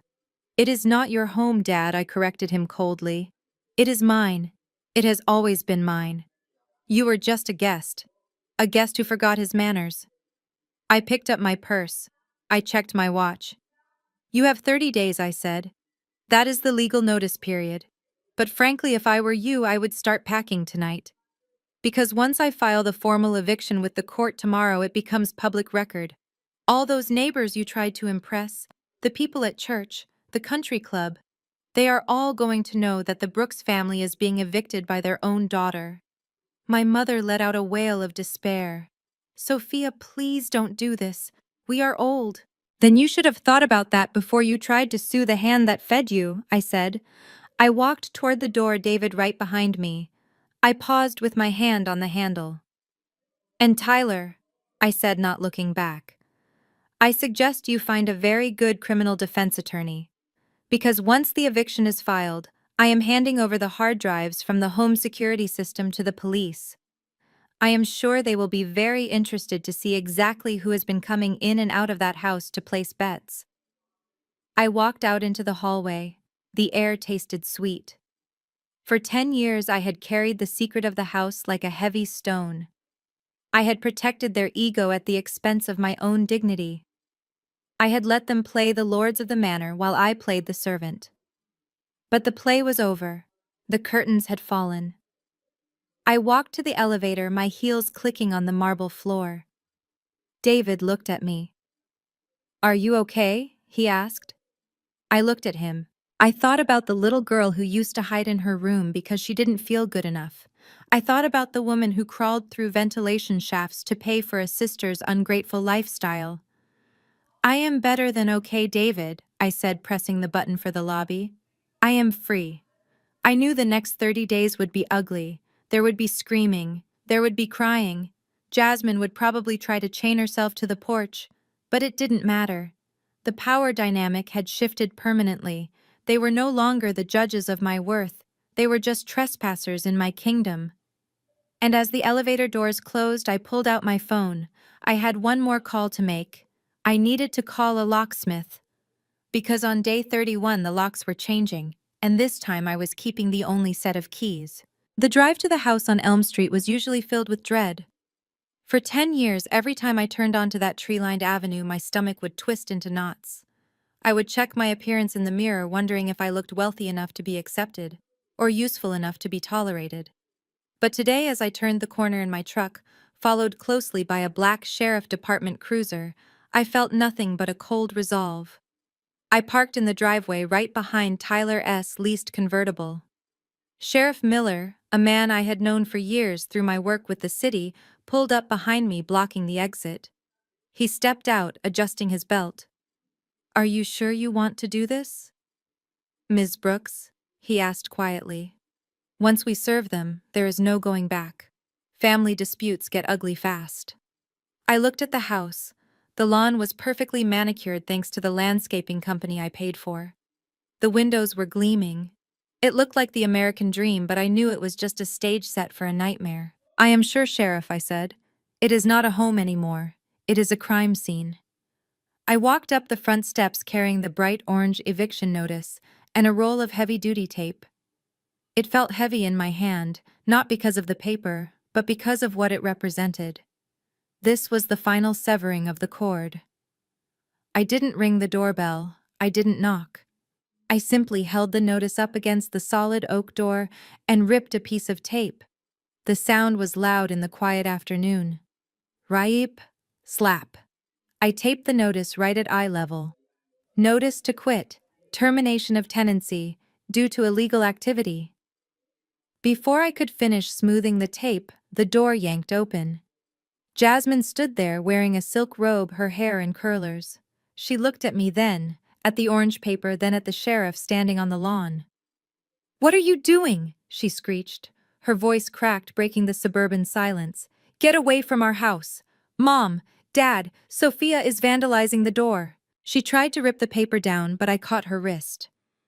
"Do not touch that, Jasmine," I said, my voice low. "That is a court order. Removing it is a criminal offense." She stared at me, shocked by my grip. "You are crazy. You are actually crazy. You cannot kick us out. We have rights. It takes months to evict someone. Tyler said you are bluffing." "Tyler is an idiot," I said, letting go of her hand. "Read the notice. This isn't a standard eviction. This is an immediate termination for conducting illegal gambling operations on the premises. You have 30 days to vacate, but honestly, I would start packing now." By now, my parents had run to the door. My mother, Beatrice, took one look at the sheriff and the orange paper and immediately switched into performance mode. She saw Mrs. Gable from next door peeking through her blinds. She saw the mailman stopping his truck to watch. She knew she had an audience. "Oh, my heart," she wailed, clutching her chest and staggering back against the doorframe. "My own daughter, putting her sick mother on the street. Help me. I cannot breathe." She slid down the doorframe, collapsing onto the porch in a heap of pastel fabric. It was a move she had perfected over years of getting her way. Usually this was the moment I would rush forward, apologize, and write a check to make her feel better. But I didn't move. I stood over her, looking down with clinical detachment. "Sheriff," I called out without looking away from my mother. "Please call an ambulance. My mother seems to be having a heart attack. If she is that sick, she probably needs to be admitted for a 72-hour observation." My mother's eyelids fluttered. She knew that a 72-hour hold meant no phone, no drama, and hospital food. I think I am okay," she stammered, opening her eyes and sitting up, miraculously cured. "I just feel faint from the betrayal." "Get up, Mom," I said, cold as ice. "The neighbors are watching and you look ridiculous." That is when Tyler appeared. He stormed out of the house wearing gym shorts and a t-shirt that said future billionaire. He saw the sheriff, but his ego was too bruised to care. He had lost the lawsuit, he had lost the money, and now he was losing his roof. You think you are tough, don't you? He sneered, stepping into my personal space. You think because you have some money, you can bully us. This is my house. I am the man of this house. You are a guest, Tyler, I corrected him. A guest who overstayed his welcome by 2 years. And you are a criminal who used my property to run a bookie joint. You shut up, he shouted, his face turning an ugly shade of purple. You are just jealous. You are jealous because I am smart and you are just a worker. You are a lonely, bitter woman and no one will ever love you. I laughed. It was the same laugh I gave him at the mediation. It was the laugh that broke him. Tyler, I said, leaning in close. I am the woman who owns the floor you are standing on. Now get off my porch. Something in his eyes snapped. The narcissist cannot handle being laughed at. He raised his hand, his fist clenched tight. I will teach you some respect, he roared, lunging at me. I didn't flinch. I didn't have to. Before his fist could connect, Sheriff Miller was there. He moved with the speed of a man who had seen too many domestic disputes. He grabbed Tyler's arm, twisted it behind his back, and slammed him face first into the door. Click, click. The sound of handcuffs ratcheting shut echoed across the lawn. Tyler Ellington, you are under arrest for attempted assault and for outstanding warrants related to illegal gambling, Sheriff Miller said, reciting the rights we all knew from television. Let me go, Tyler screamed, struggling against the cuffs. Do you know who I am? My family will sue you. My father will have your badge. Speaking of your family, I said, pointing to the driveway. A silver sedan had just pulled up. It was the couple who had played Tyler's parents at the engagement party. They had come presumably to discuss their payment or continue the charade. But they saw the police cruiser. They saw Tyler pinned against the door. They saw the orange eviction notice. The man playing Mr. Ellington made eye contact with me. I raised an eyebrow. He didn't even put the car in park. He just shook his head, put the car in reverse, and peeled out of the driveway, leaving tire marks on the asphalt. They abandoned their fake son faster than rats leaving a sinking ship. Look, Tyler, I said. Your parents just left. I guess they didn't want to be accessories to a felony. Jasmine was screaming now, clinging to Tyler's arm, as the sheriff dragged him toward the cruiser.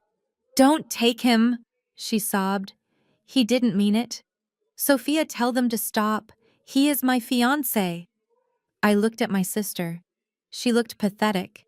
She was defending a man who had lied to her, stolen from her, and just tried to punch her sister. He tried to hit me, Jasmine, I said. And you are worried about him. That is why you are losing the house, because you chose a predator over your protector. My father Otis sat on the porch steps, his head in his hands. He didn't look at Tyler. He didn't look at Mom. He looked at the orange paper taped to the door. 30 days, Sophia, he whispered. 30 days, Dad, I said. And not a minute more. I turned and walked back to my truck. The neighbors were all outside now, standing on their porches, phones, out recording the downfall of the Brooks family. I didn't hide my face. I had nothing to be ashamed of. As I started the engine, I saw the sheriff put Tyler in the back seat. Tyler was still screaming threats, claiming he would buy the police department, claiming he was a victim. But through the glass, he looked small. I drove away, leaving my mother weeping on the lawn, my father defeated on the steps, and my sister chasing a police car. It wasn't a happy ending. But as I merged onto the highway, I realized something important. I wasn't the one who destroyed the family. I was just the one who finally turned on the lights, and the roaches were scattering. I had 18 days left until the locks changed. But I had a feeling that after today the house would be empty long before the deadline. They had no money, no leverage, and now no leader. Tyler was going to jail, and without him, their collective delusion was about to crash into the hard wall of reality. The drive to the house on Elm Street was usually filled with dread. For 10 years, every time I turned onto that tree-lined avenue, my stomach would twist into knots. I would check my appearance in the mirror, wondering if I looked wealthy enough to be accepted or useful enough to be tolerated. But today, as I turned the corner in my truck, followed closely by a black sheriff department cruiser, I felt nothing but a cold resolve. I parked in the driveway right behind Tyler's leased convertible. Sheriff Miller, a man I had known for years through my work with the city, pulled up behind me, blocking the exit. He stepped out, adjusting his belt. "Are you sure you want to do this, Ms. Brooks?" he asked quietly. "Once we serve them, there is no going back. Family disputes get ugly fast." I looked at the house. The lawn was perfectly manicured thanks to the landscaping company I paid for. The windows were gleaming. It looked like the American dream, but I knew it was just a stage set for a nightmare. "I am sure, Sheriff," I said. "It is not a home anymore. It is a crime scene." I walked up the front steps, carrying the bright orange eviction notice and a roll of heavy-duty tape. It felt heavy in my hand, not because of the paper, but because of what it represented. This was the final severing of the cord. I didn't ring the doorbell. I didn't knock. I simply held the notice up against the solid oak door and ripped a piece of tape. The sound was loud in the quiet afternoon. Reep, slap, reep. I taped the notice right at eye level. "Notice to quit. Termination of tenancy due to illegal activity." Before I could finish smoothing the tape, the door yanked open. Jasmine stood there wearing a silk robe, her hair in curlers. She looked at me, then at the orange paper, then at the sheriff standing on the lawn. "What are you doing?" she screeched. Her voice cracked, breaking the suburban silence. "Get away from our house." "Mom. Dad. Sophia is vandalizing the door." She tried to rip the paper down, but I caught her wrist. "Do not touch that, Jasmine," I said, my voice low. "That is a court order. Removing it is a criminal offense." She stared at me, shocked by my grip. "You are crazy. You are actually crazy. You cannot kick us out. We have rights. It takes months to evict someone." "Tyler said you are bluffing." "Tyler is an idiot," I said, letting go of her hand. "Read the notice. This isn't a standard eviction. This is an immediate termination for conducting illegal gambling operations on the premises. You have 30 days to vacate, but honestly, I would start packing now." By now my parents had run to the door. My mother Beatrice took one look at the sheriff and the orange paper and immediately switched into performance mode. She saw Mrs. Gable from next door peeking through her blinds. She saw the mailman stopping his truck to watch. She knew she had an audience. "Oh, my heart," she wailed, clutching her chest and staggering back against the doorframe. "My own daughter, putting her sick mother on the street. Help me, I cannot breathe." She slid down the doorframe, collapsing onto the porch in a heap of pastel fabric. It was a move she had perfected over years of getting her way. Usually this was the moment I would rush forward, apologize, and write a check to make her feel better. But I didn't move. I stood over her, looking down with clinical detachment. "Sheriff," I called out without looking away from my mother. "Please call an ambulance. My mother seems to be having a heart attack. If she is that sick, she probably needs to be admitted for a 72-hour observation." My mother's eyelids fluttered. She knew that a 72-hour hold meant no phone, no drama, and hospital food. I think I am okay," she stammered, opening her eyes and sitting up, miraculously cured. "I just feel faint from the betrayal." "Get up, Mom," I said, cold as ice. "The neighbors are watching and you look ridiculous." That is when Tyler appeared. He stormed out of the house wearing gym shorts and a t-shirt that said "Future Billionaire." He saw the sheriff, but his ego was too bruised to care. He had lost the lawsuit, he had lost the money, and now he was losing his roof. "You think you are tough, don't you?" he sneered, stepping into my personal space. "You think because you have some money you can bully us. This is my house. I am the man of this house." "You are a guest, Tyler," I corrected him. "A guest who overstayed his welcome by 2 years. And you are a criminal who used my property to run a bookie joint." "You shut up!" he shouted, his face turning an ugly shade of purple. You are just jealous. You are jealous because I am smart, and you are just a worker. You are a lonely, bitter woman, and no one will ever love you. I laughed. It was the same laugh I gave him at the mediation. It was the laugh that broke him. Tyler, I said, leaning in close, I am the woman who owns the floor you are standing on. Now get off my porch. Something in his eyes snapped. The narcissist cannot handle being laughed at. He raised his hand, his fist clenched tight. I will teach you some respect, he roared, lunging at me. I didn't flinch. I didn't have to. Before his fist could connect, Sheriff Miller was there. He moved with the speed of a man who had seen too many domestic disputes. He grabbed Tyler's arm, twisted it behind his back, and slammed him face first into the door. Click, click. The sound of handcuffs ratcheting shut echoed across the lawn. Tyler Ellington, you are under arrest for attempted assault and for outstanding warrants related to illegal gambling, Sheriff Miller said, reciting the rights we all knew from television. Let me go! Tyler screamed, struggling against the cuffs. Do you know who I am? My family will sue you. My father will have your badge. Speaking of your family, I said, pointing to the driveway. A silver sedan had just pulled up. It was the couple who had played Tyler's parents at the engagement party. They had come presumably to discuss their payment or continue the charade. But they saw the police cruiser. They saw Tyler pinned against the door. They saw the orange eviction notice. The man playing Mr. Ellington made eye contact with me. I raised an eyebrow. He didn't even put the car in park.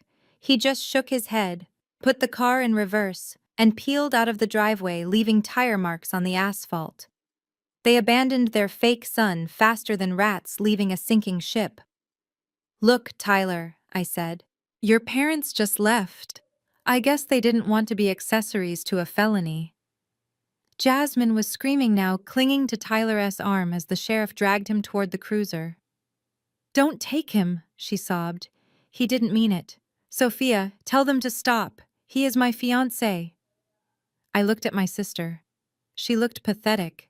She was defending a man who had lied to her, stolen from her, and just tried to punch her sister. He tried to hit me, Jasmine, I said. And you are worried about him. That is why you are losing the house. Because you chose a predator over your protector. My father Otis sat on the porch steps, his head in his hands. He didn't look at Tyler. He didn't look at Mom. He looked at the orange paper taped to the door. 30 days, Sophia, he whispered. 30 days, Dad, I said, and not a minute more. I turned and walked back to my truck. The neighbors were all outside now, standing on their porches, phones out, recording the downfall of the Brooks family. I didn't hide my face. I had nothing to be ashamed of. As I started the engine, I saw the sheriff put Tyler in the back seat. Tyler was still screaming threats, claiming he would buy the police department, claiming he was a victim. But through the glass, he looked small.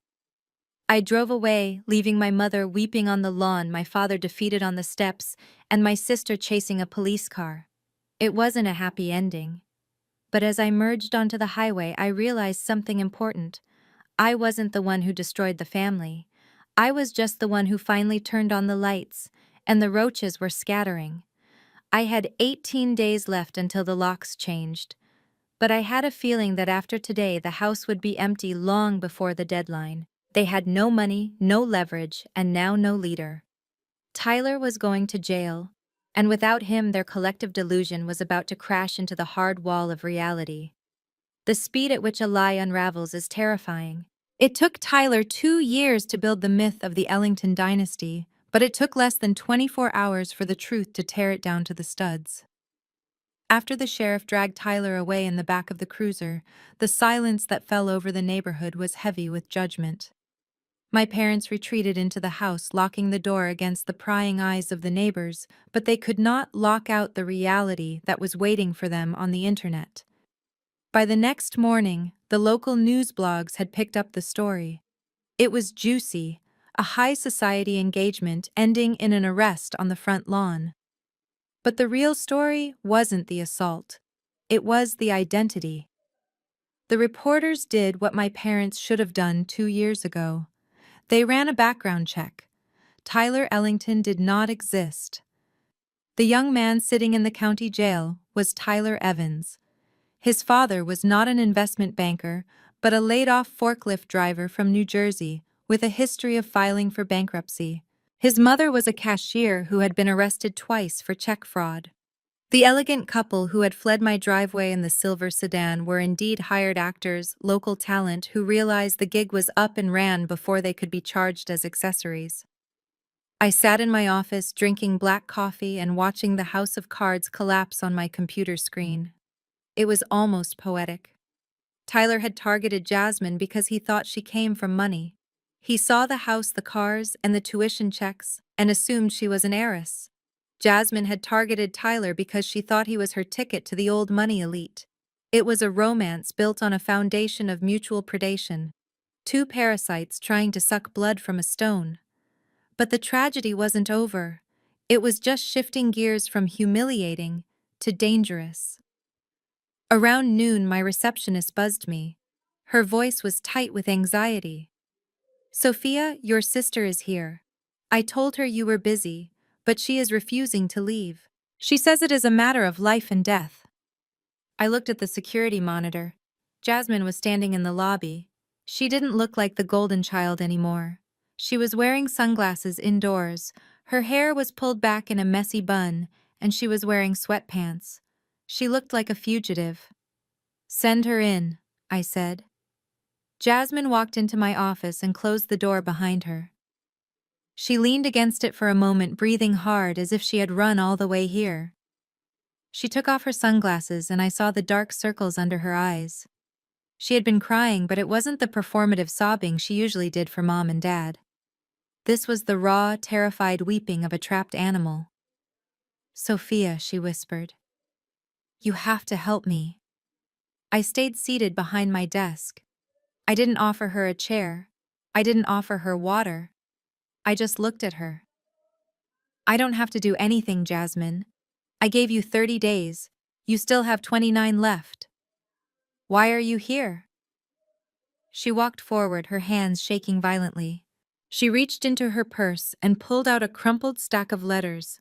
She threw them on my desk. "It is not about the house," she said, her voice trembling. "It is about the debt." I looked at the papers.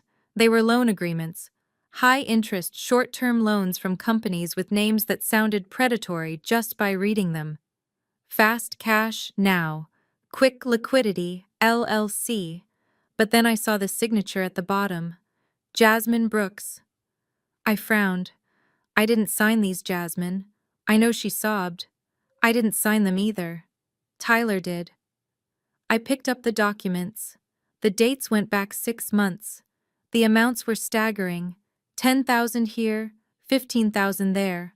All of them secured against her personal credit and backed by personal guarantees. "He stole my identity," Jasmine explained, tears streaming down her face. "He had my social security number because we were applying for marriage licenses. He used my phone while I was sleeping to approve the two-factor authentication. He took out loans in my name, Sophia. $100,000. I looked at her, cold and unmoving. "So go to the police. Add identity theft to his list of charges. He is already in jail." "It is not that simple," she cried. "These aren't bank loans, Sophia. Look at the last one." I looked at the bottom paper. It wasn't a formal contract. It was a handwritten promissory note signed with a fingerprint. The lender wasn't a company. It was a name. Vinny. "He borrowed 50,000 from a loan shark," she whispered, "to pay for the engagement ring, to pay for the deposit on the venue. He told them he was good for it because he was marrying into the Brooks money. He told them I was rich." I sat back in my chair. The picture was complete. Tyler wasn't just a fraud. He was a desperate gambler who had dug a hole so deep he dragged my sister in with him. "And now he is in jail," she continued, her voice rising in panic. "And Vinny called me this morning. He said since Tyler is indisposed and since my name is on the paper, the debt is mine. He said if I don't pay by Friday—" She trailed off, unable to say the words. "He threatened you?" I asked. He said accidents happen, she choked out. He said pretty girls shouldn't walk alone at night. Sophia, I am scared. I don't have $50,000. Mom and Dad don't have it. You are the only one. She looked at me, her eyes pleading. Please. I know I was awful to you. I know I lied about school. I know I helped him try to steal the company. But this is my life. Please just write the check. I will do anything. I will sign whatever you want. Just save me. I looked at the girl who had spent her entire life looking down on me. I looked at the sister who had kicked me out of Thanksgiving dinner because my work boots offended her. I looked at the woman who had smirked while Tyler mocked me on a microphone. And for the first time in her life, Jasmine Brooks did something she had never done before. She dropped to her knees. It wasn't graceful. Her knees hit the industrial carpet with a heavy thud. She clasped her hands together like she was praying. Please, Sophia, she begged. I am begging you. I don't want to die. I don't want to be hurt. I am sorry. I am so sorry. I watched her for a long moment. It was a powerful image. The golden child kneeling before the scapegoat. The princess begging the peasant. But I wasn't moved by her tears. I was looking at the truth behind them. You aren't sorry, Jasmine. I said, my voice quiet and steady. You are just scared. There is a difference. I stood up and walked around the desk. I stopped right in front of her, but I didn't help her up. If Tyler hadn't been caught, you would still be planning that wedding, I said. You would still be laughing at me. You would still be helping him try to steal my company. You are only kneeling now because the wolf is at the door, and you realize the man you chose to protect you is the one who let it in. Sophia. Please, she wept, burying her face in her hands. Get up, I said sharply. She looked up, startled by my tone. Get up, I repeated. You look pathetic. And I don't do business with people on their knees. She slowly climbed to her feet, wiping her face. I am not going to give you $50,000, I said. Her face crumpled. But he will hurt me. I am not giving you the money because paying a blackmailer only guarantees one thing, that they will come back for more. If I pay Vinny today, he will find a reason to ask for another 50 next week. That is how sharks work. Then what do I do? She whispered. I walked to my desk and picked up the phone. I dialed a number I had saved years ago. You are going to do the one thing you and Mom and Dad have refused to do for your entire lives. You are going to face the consequences. I held out the phone. Who is that? She asked. The FBI field office, I said. Loan sharking is a federal crime. Extortion is a federal crime. You are going to turn witness. You are going to tell them everything Tyler did, everything this Vinny said, and you are going into protective custody if you have to. No, she gasped, backing away. I can't talk to the FBI. It will be public. Everyone will know I was involved with criminals. My reputation. I slammed the phone down on the desk. The noise made her jump. Your reputation, I shouted, losing my cool for the first time. You are worried about your reputation when there is a hit out on you. This is exactly why you are in this mess, Jasmine. You care more about how things look than how they are. I pointed at the door. You have two choices. You can take this phone call, the FBI, and save your life. Or you can walk out that door, keep trying to hide, keep trying to pretend you are a princess, and wait for Vinny to find you. But do not ask me for money again. The Bank of Sophia is closed. Permanently. Jasmine looked at the phone. Then she looked at the door. She was trembling so hard her teeth were chattering. She was realizing that the fairy tale was over. There was no prince coming to save her. There was no rich sister coming to bail her out. There was only the cold, hard reality of the law. She reached for the phone. Her hand was shaking as she picked it up. Good choice, I said, leaning back against my desk. I watched as she dialed the number I gave her. I watched as she confessed her sins to a federal agent. I watched the golden child tarnish right before my eyes. She wasn't my sister anymore. She was just a witness in a case against the man she loved. And as I listened to her sob into the receiver explaining how her fiancé had sold her out for a gambling debt, I felt a strange sense of closure. The eviction notice on the house was just paper. This was the real eviction. I was evicting her from the delusion that she was better than me. I was evicting her from the fantasy world where actions didn't have consequences.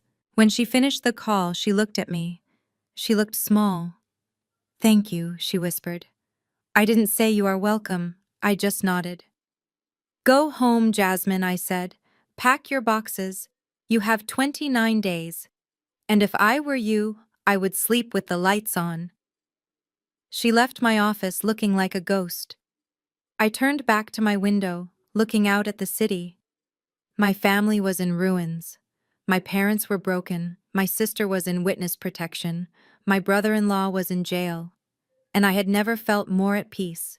I had a company to run, I had a contract to fulfill.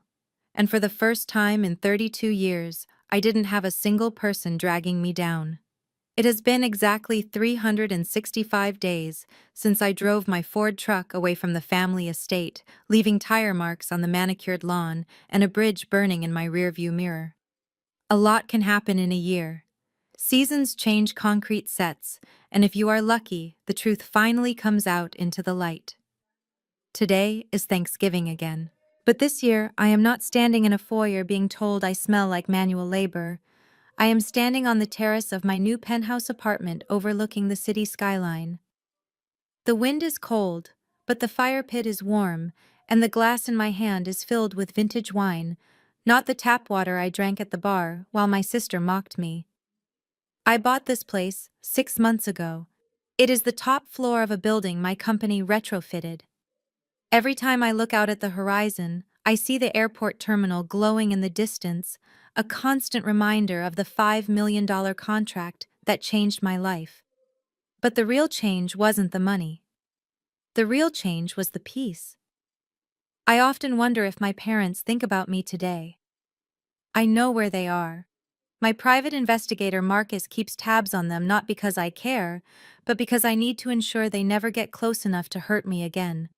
They don't live in the big colonial house on Elm Street anymore. That house was sold at a foreclosure auction 3 months after I evicted them. I heard a nice young family bought it, a doctor and his wife. I hope they fill it with the love and warmth that never existed when I lived there. My parents live in a 2-bedroom apartment in a complex near the highway. It has thin walls and beige carpet that smells like other people's cooking. They live on their Social Security checks and a small pension my father managed to salvage. There are no more country club memberships, no more leased Mercedes, no more dinner parties to impress the neighbors. Marcus told me that my mother tells the neighbors at the complex that her daughter is a high-powered executive who is just too busy to visit. She still clings to the lie of status, even as she counts coupons at the grocery store. My father apparently spends his days sitting on their small balcony, staring at the parking lot. I wonder if he regrets the day he stood in that conference room and called me dead to him.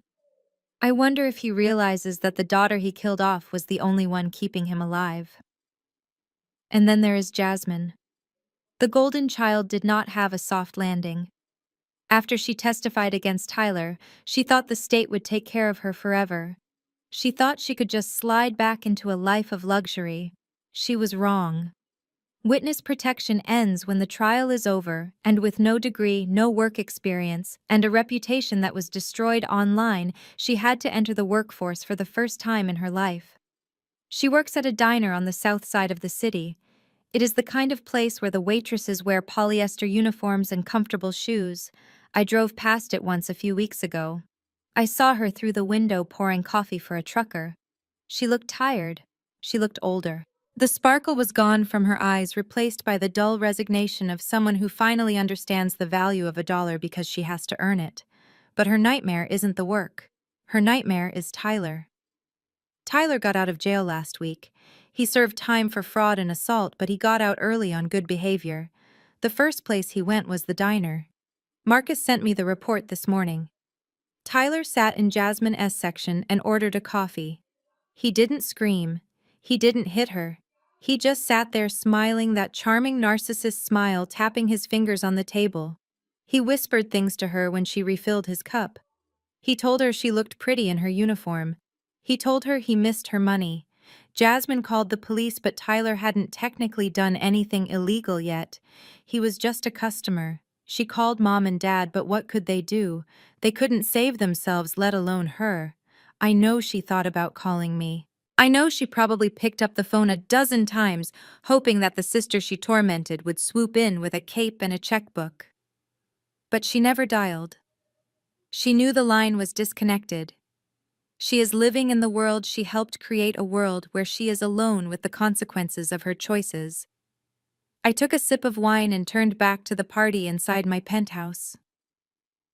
The living room was filled with people, but none of them shared my DNA. David, my lawyer, was sitting on the sofa laughing with Sarah, my office manager. Mike, my foreman, was showing photos of his new baby to Mrs. Higgins, the receptionist. And running around the room playing tag were 3 kids from the St. Jude's orphanage. I had invited them and the headmistress because they were the reason I was late to that fateful dinner a year ago. The air smelled like sage and roasted turkey and genuine laughter. There was no tension. No one was judging anyone's outfit. No one was worried about the aesthetic. I tapped my spoon against my glass. The room went quiet. The kids stopped running and looked at me with wide eyes. I want to propose a toast, I said, my voice steady and strong. Everyone raised their glasses. A year ago, I was told that I wasn't good enough to sit at a family table. I began looking at the faces of the people who had stood by me when I had nothing. I was told that the dirt on my hands made me unworthy. I was told that family is about blood and status and keeping up appearances. I paused, feeling the emotion rise in my throat. It wasn't sadness. It was gratitude. But I learned something this year. I learned that they were wrong. Family is not about whose DNA you share. Family is not about who looks good in a photo with you. I looked at Mike, who had worked double shifts to help me finish the airport contract. I looked at David, who had fought for my dignity in court. I looked at the orphans who were eating the best meal of their lives. Family are the people who respect you when you are llamas covered in mud and grease, I said, lifting my glass higher. Family are the people who cheer for your success, not the ones who feel threatened by it. Family are the ones who help you build the house, not the ones who try to steal the deed. Hear, hear, David shouted, and the room erupted in cheers. To Sophia, Mike yelled. To the boss who never quit. We drank, and the warmth of the wine matched the warmth in my chest. I looked out the window one last time. The sun was setting, casting a golden glow over the city. I thought about the orange eviction notice I had taped to that oak door. It felt like a lifetime ago. I had evicted the toxicity from my life, and in doing so, I had made room for all this love. I set my glass down and walked over to the kids, helping them cut the pumpkin pie. As I watched them eat, I realized that revenge isn't about destroying your enemies. It isn't about making them suffer, although watching them face reality is satisfying. Real revenge is being happy. Real revenge is thriving. Real revenge is building a life so full and so authentic that the people who hurt you become nothing more than a footnote in your biography. My name is Sophia Brooks. I am the owner of Frost and Flame Solutions. I am a millionaire. I am a survivor. And as I looked around my penthouse surrounded by my chosen family, I knew one thing for sure. I had finally come home. If you have ever had to cut off toxic family to save yourself, let me know in the comments below. It is the hardest thing you will ever do, but I promise you, on the other side of that, pain is a freedom you cannot imagine. Don't let anyone tell you that you owe them your life just because they gave you birth. You owe yourself happiness first. Thank you for watching my story. Hit like and subscribe if you believe in the power of standing up for yourself. And remember, sometimes you have to burn the bridge to stop the enemy from following you. Happy Thanksgiving, everyone. This story serves as a brutal but necessary reminder that shared DNA is not a license for disrespect. Sophia spent years believing she had to buy her family's love, only to realize she was merely renting their tolerance. The moment she closed her wallet, she exposed the harsh truth. Toxic people don't love you. They love what you provide for them. Real freedom begins when you stop apologizing for your success and start enforcing your boundaries. Remember, you are not a safety net for those who refuse to build their own foundation. Sometimes the healthiest choice is simply to walk away. If you have ever felt guilty for choosing your dignity over your family's approval, hit that like button and subscribe. Share your story in the comments below. I read every single one. Let's build a community where self-worth comes first.